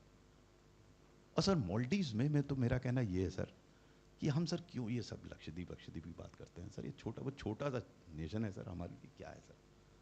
लेकिन सर झगड़ा करने से क्या फ़ायदा सर. उनको बोलना है बोलने दीजिए सर. हम उसी भाषा में बोलें जिस भाषा में बोलेंगे तो हमें उनमें फ़र्क क्या रहा है सर. हमें तो बड़प्पन दिखाना चाहिए. तो एक एक करके I'd like to build that. Even with Pakistan, you know, I must confess this to you, not Pakistan. Had President's rule been imposed in 2016 as it was being planned earlier, I would have gone as Lieutenant Governor. I was sounded by the government, and Rajnath Singh was the Home Minister, and we were in sync because I used to travel a lot to Srinagar, Jammu and Kashmir. My approach was very different from Jammu and Kashmir. और मैं आपसे share कर सकता हूँ इस बात को. मैं उनसे कहता था साहब यहाँ बहुत बदमाश लोग हैं, लेकिन सर सब बदमाश नहीं. अगर हमने एक बार ये सिग्नल दे दिया सब बदमाश हैं तो सर जितनी इंटेलिजेंस हमारे पास आनी बंद हो जाएगी. हमारी इंटेलिजेंस ये होनी चाहिए कि इसमें से कौन कौन बदमाश हैं चयनित करके और सेगमेंटेड हम इनके अगेंस्ट अप्रोच रखें. कुछ को अंडमान भेजें, कुछ को अगर जरूरत समझते हैं ठीक कर दें. लेकिन साहब सबको अगर एक ब्रश से हम करेंगे तो एंटेगनाइज करेंगे. Rajnath Singh is total agreement, and in turn even PM was in agreement. But then this duo, the new duo of Amit Shah and Doval took over, and Jaishankar, very aggressive sort of a foreign policy. I mean, you have to be aggressive but not visibly aggressive. You can't say कि Trudeau ने कहा तो मैं भी गोली मार दूंगा. अब वो ठीक है, मतलब पब्लिक के लिए ताली बजाने के लिए अच्छा है. But should I come to, I mean, I'm not a diplomat, but should I come to the level of somebody else in order to score a point? आप कहते हैं आप विश्व गुरु बन गए. अरे आप और कंट्रीज में देखिए आपने अपना क्या हाल कर दिया भाई, जिन कंट्रीज से आपने नाराज कर बैठे अननेसेसरली. भाई मैं कह रहा हूं अगर ट्रूडो ने कुछ कहा तो आपको ऑफिशियल स्टेटमेंट देने की क्या जरूरत है भाई, आप उसी लेवल पर जा रहे हैं. तो मैं अपने तरीके से कोशिश करता हूं बताने की, मालूम नहीं समझ में आता नहीं आता है, मुझे भी निकाल देते, डांटते, क्या करते. Let me raise another issue, okay, which is that so much real power is concentrated with the civil service, and by the civil service I mean the IAS more than IAS, maybe IFS, more than, let us say, many others, that there can be failure points. Okay, let me give one example. This is India's, negotiation. I mean, India's case, the panel decisions on Solar India. Okay, we lost the case 3 times in a row with the WTO. The WTO panel ruled against us 3 times on the same case. Okay, now I have gone through the whole case, studied it, and taken a group of civil servants. They were all from the Indian Trade Service. It's a very small service, as you know. So I took them there, and I was their coordinator, and we were doing this program in Geneva, and I knew about this case, but instead of me talking about it, I asked the experts from there who had actually written the case to discuss. So they opened the case, and there was this discussion on Solar India and the results of this, that 3 times we lost. So then the faculty were very interested. They said, how could a country have lost it thrice? Couldn't they see the options and at least protected the country from losing? So then the Indian Trade Service officers had a simple statement, and that was extremely embarrassing for some of us, but that's what they said. They said, look, I mean, this was done by the IAS. We have nothing to do with it. They didn't understand. Okay. So the point, okay, now let me give you the innards of the case. Okay. So what happened was we kind of put the cart before the horse. So we declared a big solar policy, and then we worked on that. By that time, a huge amount of imports of solar panels had already been built up. We had agreed with the WTO that the duty would be 0, because it was 0, the bound tariffs were 0. The imports began to happen. Then Government of India realized that, hey, we have a manufacturing agenda. Can we not, import substitute the solar panels? So they found a clause that means, remember that we had not signed up on opening up public procurement to global thing. So they said on public procurement we can, insist that only Indian panels be used. Actually they could not have, because on public procurement you're buying the electricity, not the panel. So the WTO panel said, no, if it's electricity you can do it, not on the panels. Panels you have already agreed to a 0, duty, bound duty, therefore you go ahead. Then we came and said, no, there can be a interruption to supplies, because there is a clause used largely on manufacture of medicines and so on, that if there is an interruption, you could actually manufacture. Okay, and then they said, look, there can be an interruption, but no studies were done, nothing. Okay, in fact, the studies all showed that solar panel prices were falling and so on. So there is no question of interruption, because there is a surplus actually in the production. Okay? So again, the panel ruled that no, you go back. This is a invalid argument. We didn't give up, we just came back with another argument that we are fronting for great solar, saving the planet and so on, therefore we need to manufacture. They said, wonderful that you're putting such agenda, but you've also signed on the WTO bound tariffs, go ahead and adhere to that. Now, this is 3 times we lost. Okay. Similarly on agriculture, simple arguments which we could have used, we lost. And in this case, there were at least 3 other arguments we could have used. Okay. And so now, when I actually finally explored it, the matter is very clear. It's not that the civil servant did not have the mind. but they did not have the time or whatever to put their heart and soul into it, like let's say you did when you picked up the coal problem. They didn't see it as a problem which they needed to address in a deep sort of way. They thought of it as something routine, okay? And therefore we had the unique, a distinction of having lost the case 3 times and losing our reputation. Now, I can multiply such kind of stories. The design of, let's say, Mumbai's bidding and the airport, okay? We made laughing stock of ourselves because the amount of value which the private sector ripped off from us is unimaginable, okay? Mumbai and Delhi, and so on, So what I'm saying is, therefore, see, you're saying that, look, the systems cannot change, therefore it's on the individual, and I agree with you, okay? So shouldn't the individual then be literally a kind of a super person? Okay? No. So where is the space for ordinary people to it is ordinary. be? It's not as complex as you make. It's very simple. I've seen it from inside. But if you consciously choose pliability over efficiency and integrity, like any organizations, IS has a large number of very pliable officers, reasonably incompetent. No, reasonably incompetent. Reasonably incompetent, I'm saying that. You have all sorts of people sitting there. The question is, what is the signal that you're giving to the bureaucracy? That signal is not given by the IS. If an election commissioner's family is hounded because he makes a very positive statement in an election committee meeting, what is the signal giving to the rest of the election commission? Are you aware of Ashok Lavasa's case, who would have been chairman Central Election Commission?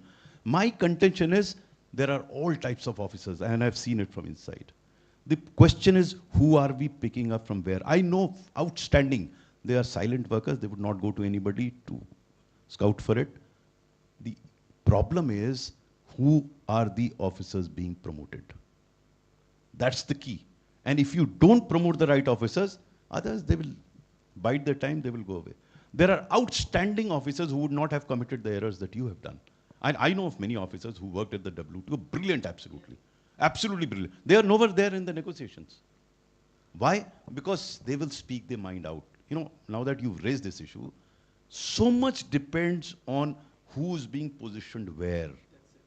Because if you don't position the right people there, irrespective of IS or, forget IS.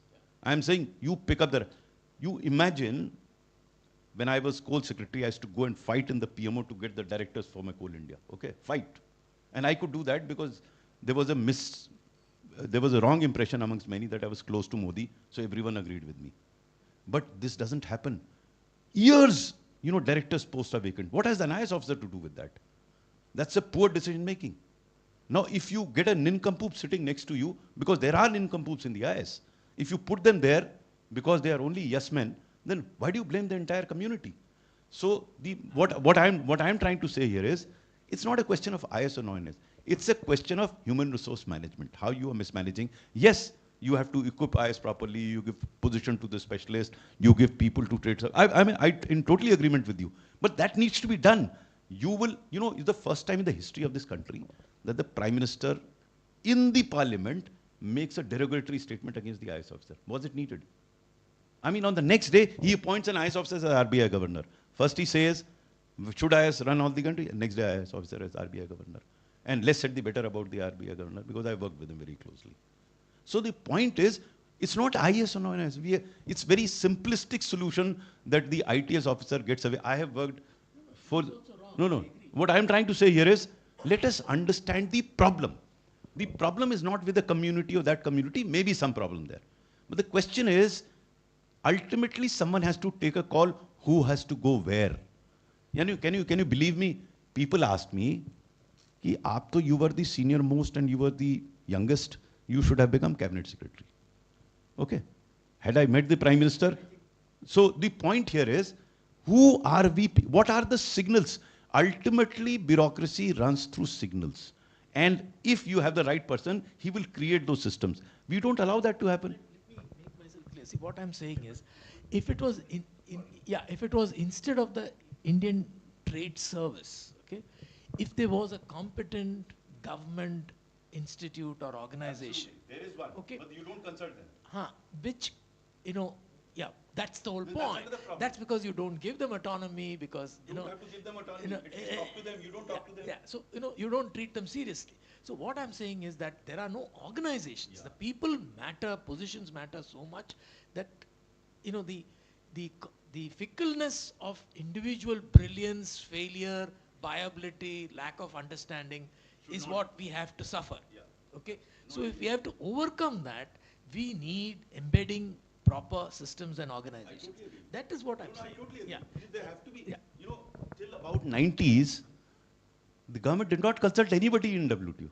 In fact, I was there at that point in time, the Minister of Commerce. I had a word with the Joint Secretary, who later became Cabinet Secretary. I told him, sir, you're going to impact this industry with all your QR removal. Why can't you talk to them in advance? Get CII, FICCI, because these people are, thereafter they got them on board. But the point is, as you rightly said, you can create institutions, but if I think that I am the cat's whiskers and I know everything on this earth, so I won't consult you. I mean, look at, I was asking, speaking to your director, there's a wonderful institute sitting here. If the government, state government doesn't come to you, then who's losing? Not you. It's the government which is losing.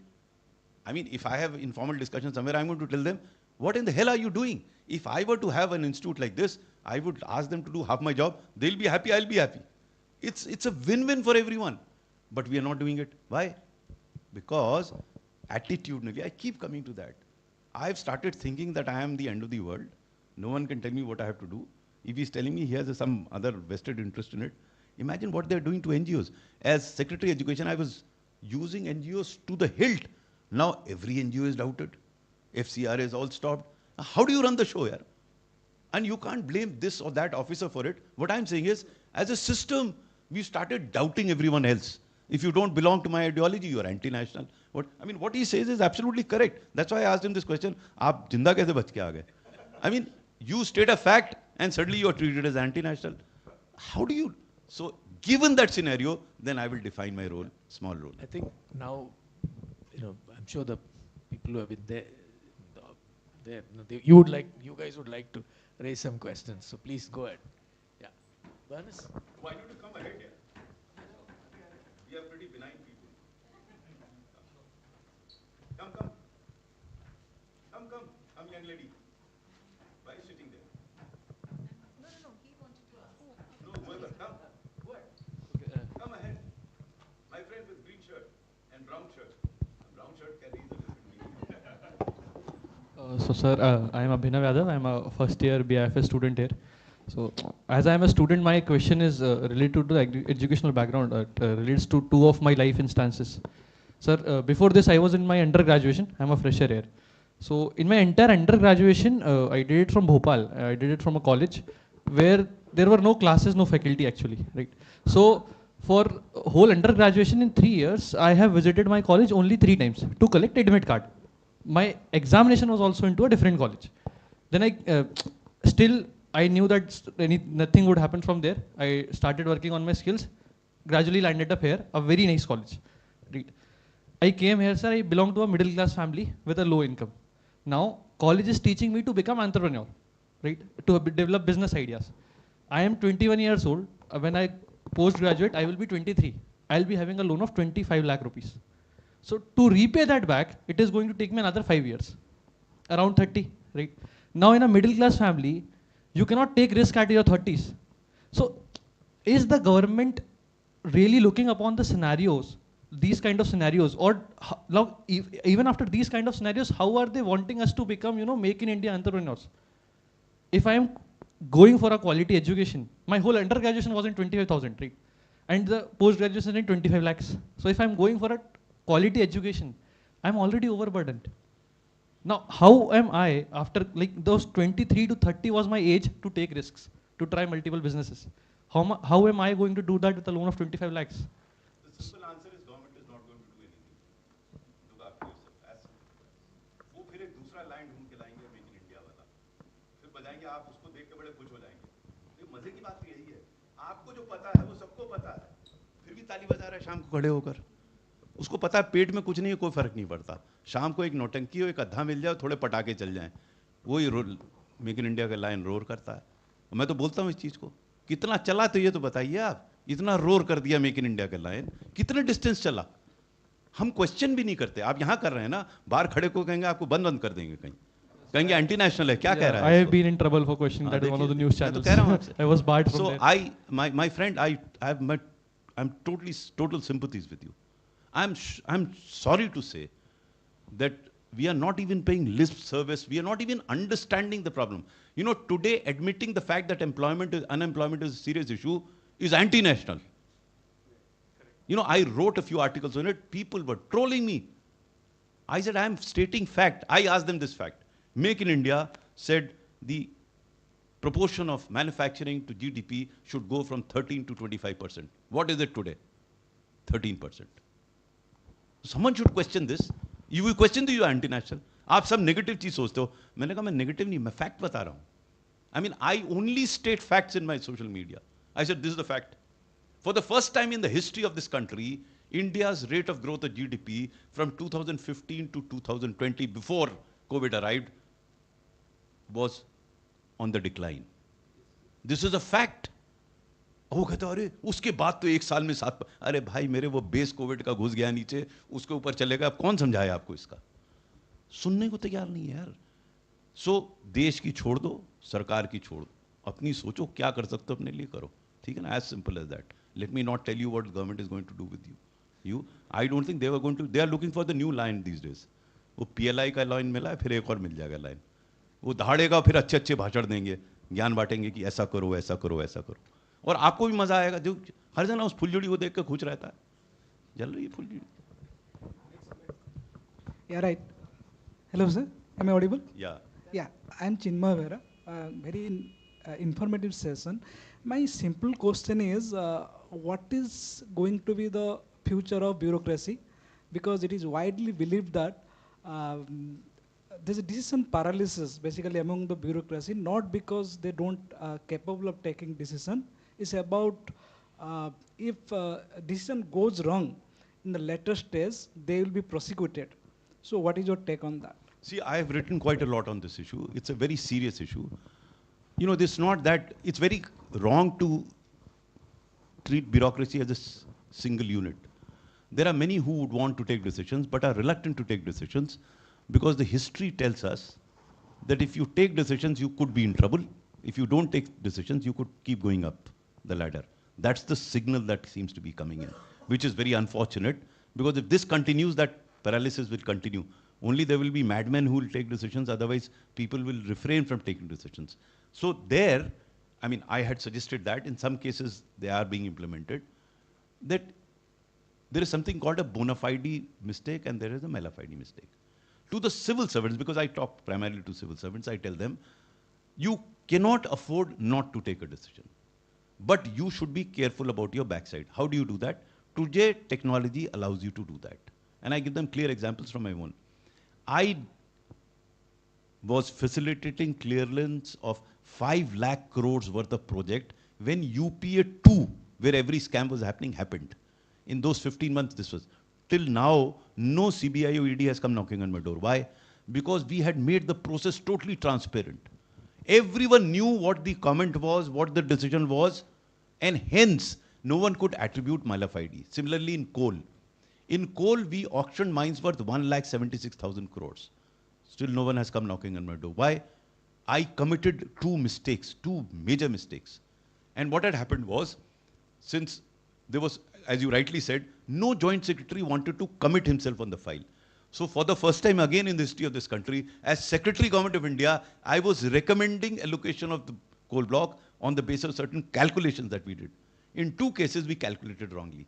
Late in the night, we sat and allocated that mine. Minister signed it and we allocated. At 12 o'clock, I get a phone call. Sir, आपने website पर जो डाला वो तो गलत है sir, उसका तो था ही नहीं है.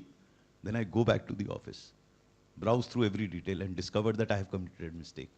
So since we had digital thing, so we couldn't, you know, cut the anything or throw the file out. I wrote what mistake we committed, rewrote the note, got the decision of the minister in the middle of the night, morning held a press conference and announced to the press that I committed this mistake. So if we create systems where bona fide mistakes are not taken seriously, then probably we'll be able to allow, and today technology allows you to do that. Because If you're transparent, I keep telling my colleagues, if you're transparent, no one will attribute malafide. Because all malafide is under the table. You make it transparent. So, as you rightly said, it is tough. As I believe it can be done.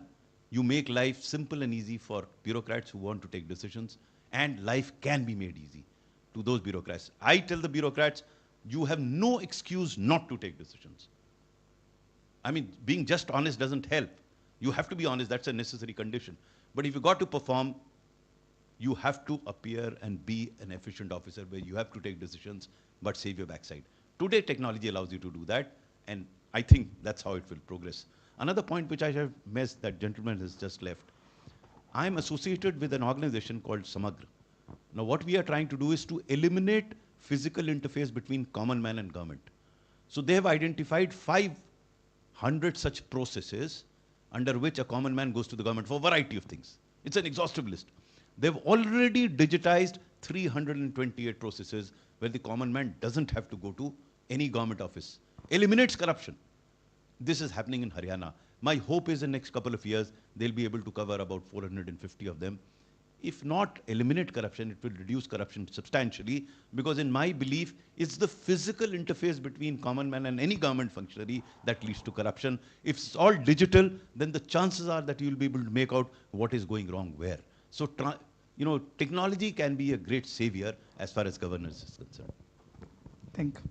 So I have a brief question. So how do you manage policy continuity, especially when the government changes? And that happens a lot. Oh, it's very tough. It's very tough. You're right. Actually, the incumbent government believes that everything that was done earlier was wrong. I'll give you a few examples of this NDA government. They dumped RSBY. It took them 3 years to revive the same RSBY. They initially dumped MNREGA, then they revamped it. They dumped almost everything that the previous government was doing. But if the strength, Planning Commission, if the strength of that organization of the government is worth it, then no government can ignore it. So RSBY was reborn because they ultimately found that this is the way forward. So I think as a bureaucrat, I would believe that we should attempt to evolve policies that are, so to say, apolitical in nature. Aadhaar, to begin with what they did to Aadhaar, and then Aadhaar. I can go on and on. So if the basic strength is there, it works. Just to add on to one of the great, impactful policies has been the National Highway Development Program and its offspring. Actually, that was done by Vajpayee government, but they lost the game, when they talked of India shining. So the new government came, and if you remember, they started putting those, blankets over Vajpayee's image on the Golden Quadrilateral. And I'm told that within, they would have probably destroyed it. But once they realized that the program is well embedded, it had gone through an institutional mechanism, vetting and all that, and it was good, they actually came back and doubled the budgets. And it has continued despite change in governments. That is why, in its various avatars. That is why, as you rightly said, it has to be made apolitical in the sense, if you associate external apolitical organization in the evolution of a policy, in the sustenance of a policy, organizations, institutions that are apolitical in nature, then the new government will also feel that this is apolitical, this is for the benefit of the people. And that is why I totally agree with him that it cannot be only government doing things, because then government has a political color. But if there are organizations around it which are apolitical in nature, then the chances are that that idea, which was not merely the idea of a government, will survive thereafter, because there are many other associated. And that's why I say for sustenance of an idea, you have to associate with a lot of apolitical stakeholders along with it, and that would help. And that is why, I don't know, government has spent so much money in creating these IIMs, and I don't know why doesn't the government use them for the purpose of moving ahead, evaluation, formulation of policy. So much work can be done. I did that. I used to use IIT Delhi. With IIT Delhi, I was in a conversation about how to get rid of quotas, KOTA, the JEE exam. And the professor told me, and very rightly so, they said, see, if you change the nature of examination, then you can bring down the coaching part like SAT and CAT. Because if you have a structured way of examination, then there will be coaching institute. You have an unstructured way of doing it, then what sort of coaching can you give apart from giving some general inputs? So it can be done. You know, as I said, in the government, there are serious limitations. Limitation of time, limitation of inclination, limitation of attitude. That is where external institutions can be of phenomenal help. I mean, I tell you, I used to revel in these conversations with people who knew much more than me. We benefited, they benefited, because their ideas, they could see them implemented, you know. They have ideas sitting there. We could implement them. I didn't have those ideas, how to work them. So both benefited. I mean, today when we talk of coal block auctions, you know, it's SBI Capital, the MD then became the MD, Chairman MD of SBI. They benefited enormously. They used to quote, we did the Coal India. For me, hing lage na fitkari, nagmi chokha hai. You know, they did everything for me. I didn't have to do anything.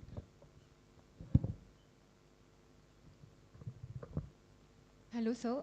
I'm Neeti Barge, and I'm a second-year student here. So the business, the corporate, and the government both have different goals, but in the end, both of them want exponential growth, right?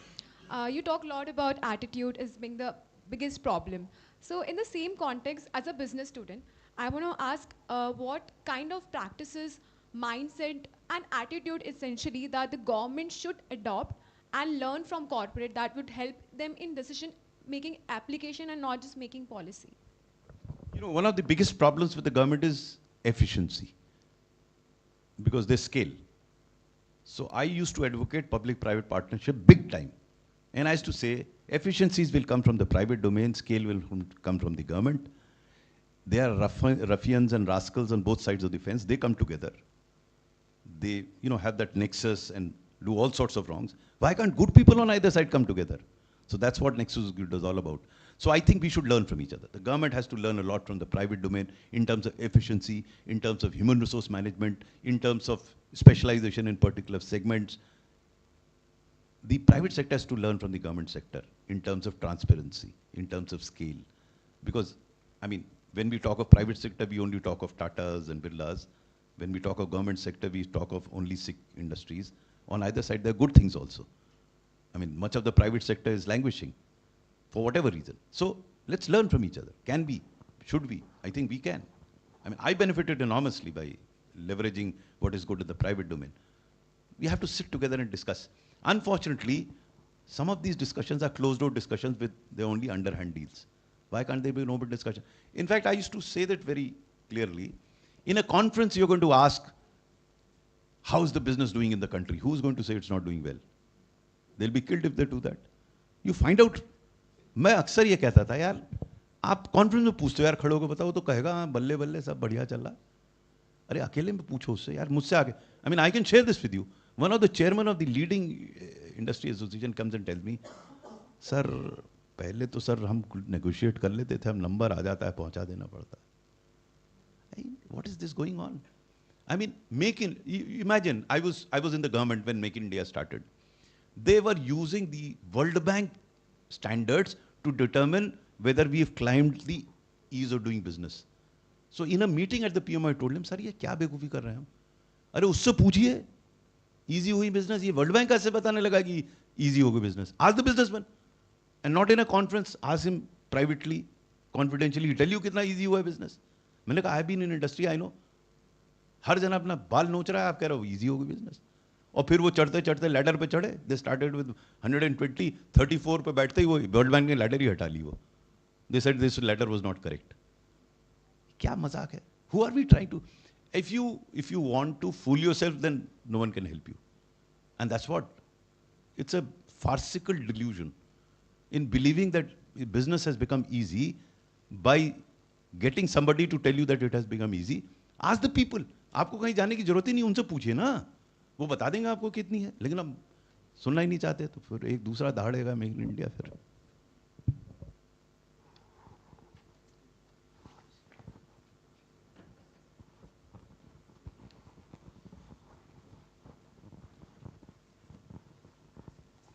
Are there any more questions from anyone in the audience?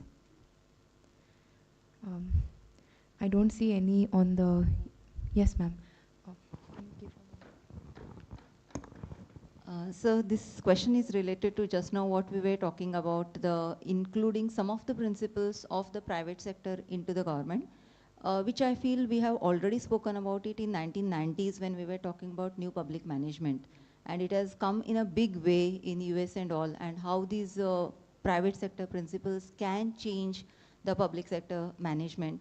And that's what I wanted to look into, to what extent in India we are able to bring the change by adopting this kind of a changes, where you are also talking about efficiency, accountability, decentralization, autonomy. All these were the principles where we looked into how these things can be brought into the public sector. That is one thing I wanted to know from You know, no one can deny the fact that this should happen. In fact, if you talk in the government, they will say, yes, should happen. Yes. But it's not happening. It's not happening. So then we should understand why is it not happening for it to make happen. It's not happening. Let me talk about the human resource management itself. You know, my power is determined by your inability or the opacity that I have in determining where you should be positioned. I want to continue to be powerful. You know, everyone talked about autonomy. I remember I was in education, in higher education, in school education it didn't matter. In higher education, everyone talked about autonomy to IIMs. Yet in private conversations, they would want everything under control. The minister, very fine minister, they would want to haul up the VC of every university. I said, what is this going on? In public conversation, you say, there should be autonomy. No one wants to let go. I'm telling you, that very VC, when he would become minister, would not let it go. It's inherent in a feudal culture. You know, it's very easy. I'm not corrupt, not because I'm honest. I'm not corrupt because I've not got an opportunity to become corrupt. It's as simple as that. The moment I get an opportunity, I become corrupt. Till such time, I'll keep shouting that, oh, corruption. You know, I used to discuss this a lot. I used to ask friend of mine, अब तो नहीं होता, आप लोग तो सब छोटे हैं, हमारे टाइम पे ब्लैक में टिकट मिलता था सिनेमा का, आपके टाइम पे नहीं मिलता, ब्लैक में मिलता था, सब जितने ऑनेस्ट लोग थे ब्लैक में टिकट लेकर पिक्चर देखते थे, अब वो उनके लिए डिसऑनेस्टी नहीं है, दूसरा पैसे ले रहा है डिसऑनेस्ट, सो आई छोड़ दो, ये सब छोड़ दो, ये सब कुछ नहीं होगा इससे. You build in systems using technology where corruption can be actually eliminated. I have done that. And that's what I said it will be my next book. Build systems to reduce corruption substantially. That's what that can be done. You know, there is a tendency for all good things which have worked elsewhere to be introduced in India, but to be introduced in a way that you ritualize it. You know, suppose if I say take the production ministry concept or the MOU concept or the holding company concept, all of them were simultaneously within the space of around 10 years, you know, introduced. And I was associated with that, with the MOU, you know, doing the test job and trying to sit down where the negotiations would happen. And what I found is that the whole thing is ritualized. So we have a wonderful way of ritualizing everything and anything. I'm trying to yeah. find a Why is word that? Which is worse than ritual. Okay. Ritual is at least some हाँ, तो उसको formalities. वो एक desk पे CEO है वो कर देता है. वो, you know, you gave an excellent example of the Bombay boys, you know, climbing up that.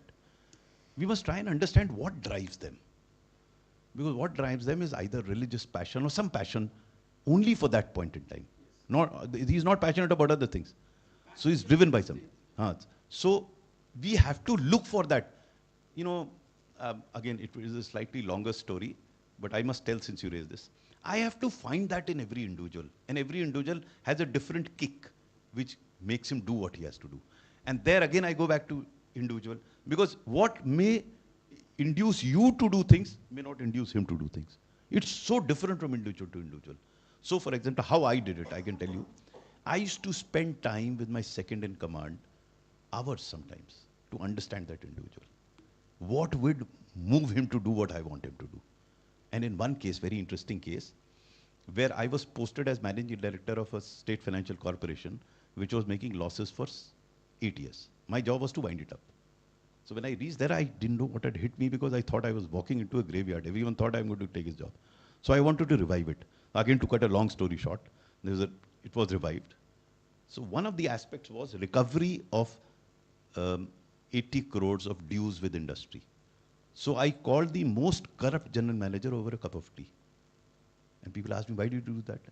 I had by that time discovered that all corrupt people who are not gone behind the bars are very efficient people. So I called him and look at the conversation that I had with him. I asked him in Hindi, यार इस संस्था में कुछ बचा तो है नहीं, तुम चूस होगे क्या? You know, this was the gross conversation with him. अरे सर कैसी बात कर रहे हैं? No one accepts that he's corrupt. He was the most corrupt man. I said, चलो छो हो गया, बीती ताही बिसार दे, आके की सुध ले, तुम अब मेरे साथ काम करो, I have to recover this. Again, to cut long story short, he got down to doing things. And the organization revived. And what happens? Then I am transferred out because it makes profit. But I keep track of this officer. People tell me, यार sir वो अभी भी इतना honest है sir, वो इतना मेहनत से, मैंने उसको घर पे बुलाया, मैंने कहा तुम्हारी लोग बड़ी तारीफ करते हैं, तुम इतना अच्छा काम, बोले सर जब आप 300 लोगों के सामने मेरी पीठ थपथपा के कहते थे कि इसकी वजह से संस्था में सुधार हो रहा है, सर मेरी छाती चौड़ी हो जाती थी, और जो किक मुझे उस समय मिली वो पहले कभी नहीं मिली. Now this kick is different from, I can give you many kicks that India is a very complex country. You have to understand individuals in order to, groups of individuals. It requires, I keep saying, it's so much effort in individual human beings, not so much expertise elsewhere. If you can get people to move to do things, why did, people ask me, tell me one thing why coal happened. I said, very simple. I mentioned that here. I didn't convene a single meeting in Delhi. Amazing impact. You go to the state, discuss with them. Most of the secretaries used to call everyone in Delhi and have a meeting for the day and it's over. Now, this can be institutionalized also, but it can't be done in every ministry because every ministry has a different way of going about it. So it's a very, very complex, very easy to sit out and generalize and say ki sab aisa hai, sab aisa nahi hai. I mean, if you have that insight, and that's what you got to develop in the service. Sorry, a long story. So you have 3 questions on the YouTube chat. One is from Professor S. Parthasarathi. Thank you for joining us, sir. What are some successful examples of IT-enabled initiatives in government, and what lessons can be learned from these experiences? Okay, I can't talk of others. I can talk of what we tried to do. The Rashtriya Swasthya Bima Yojana was arguably the only paperless, cashless, and portable health insurance scheme in the world, which now is Ayushman Bharat, totally cashless, totally paperless. So that's a technology initiative. In coal block auctions, again paperless auctioning, visible, totally transparent. In fact, you could see it when the auction was taking place, you could see it on the portal. It worked brilliantly. So these 2 aspects I was directly associated. In fact, way back in 1999, when internet also was not so robust, Directorate General of Foreign Trade, where Indian Trade Services officers were there, we were the first organization to digitize issue of licenses. And I remember when I joined as Export Commissioner, Government of India in 1997, there were only BMWs and Mercedes standing outside my office. When I left in 2000, only my Maruti 800 was standing there. They didn't have to come to office to get their licenses. They got it online at the time when internet was not functional. So these are the things that I did. I mean, there are many more things. The next question is from Cheryl Afonso. Brilliant discussion. A question. How can I make a start as an academician and a lay person towards bringing a change in thought processes and goals and actions at the state level? Don't do it. Why are you so worried about it? Do it yourself. What you can do to yourself. I keep telling everyone, यार देश और समाज और इसके लिए सब लोग इतना सोच रहे हैं, आप क्यों सोच रहे हैं भाई इतना? हमें अब आज प्रोफेसर मॉरिस ने कहा मैं थोड़ा सोचूंगा, थोड़ा. आप लोग तो अभी बच्चे हैं, अभी अपना सोचिए आप. Become selfish. See how you can become a person to be reckoned with. The third question that's on the chat as of now, and I would encourage if there's anyone else who would like to pose a question to Dr. Swarup, kindly pose your question in the chat because we are almost nearing the end of this discussion. This is from Victor Dorokin. How does the level of transparency and accountability in public administration affect corruption in India, and what reforms could most effectively reduce corruption risks in the country? That's the only way to eliminate corruption, transparency. And it is possible now through technology, because all corruption is on account of opacity. Once you make it transparent, corruption will become virtually impossible. And I say that with personal experience. You make it transparent. I remember when I was head of the project monitoring group, there was one minister who was sitting on files worth 54,000 crores. And she was shown the door because that would have been another scam. It happened because of transparency at my end, because it could have easily been exposed because everything was there on the portal. Because we used to work out who's sitting on which file for how many hours, how many seconds, how many days. Once you expose to the world at large, no matter how inefficient I am, to the public, I'd like to appear to be efficient. So once it gets to be exposed that I'm sitting on this file for so long, then I would not sit on those files. And you can get, speed money can virtually be eliminated through this process. Thank you, sir. These were the 3 questions we've had on the chat box. So I think with the permission of the panel, I will now, I kindly request Mr. Abhinav, a student from GIM, to present a memento of our gratitude and appreciation to Dr. Anil Swarup.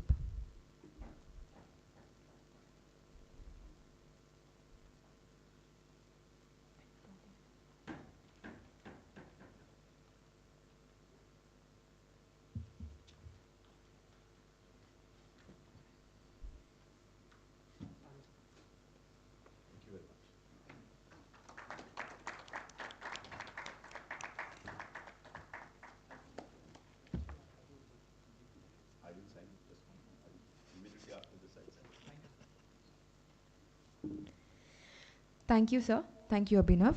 I now request Ms. Nandini Tang from the CPPG to propose the vote of thanks.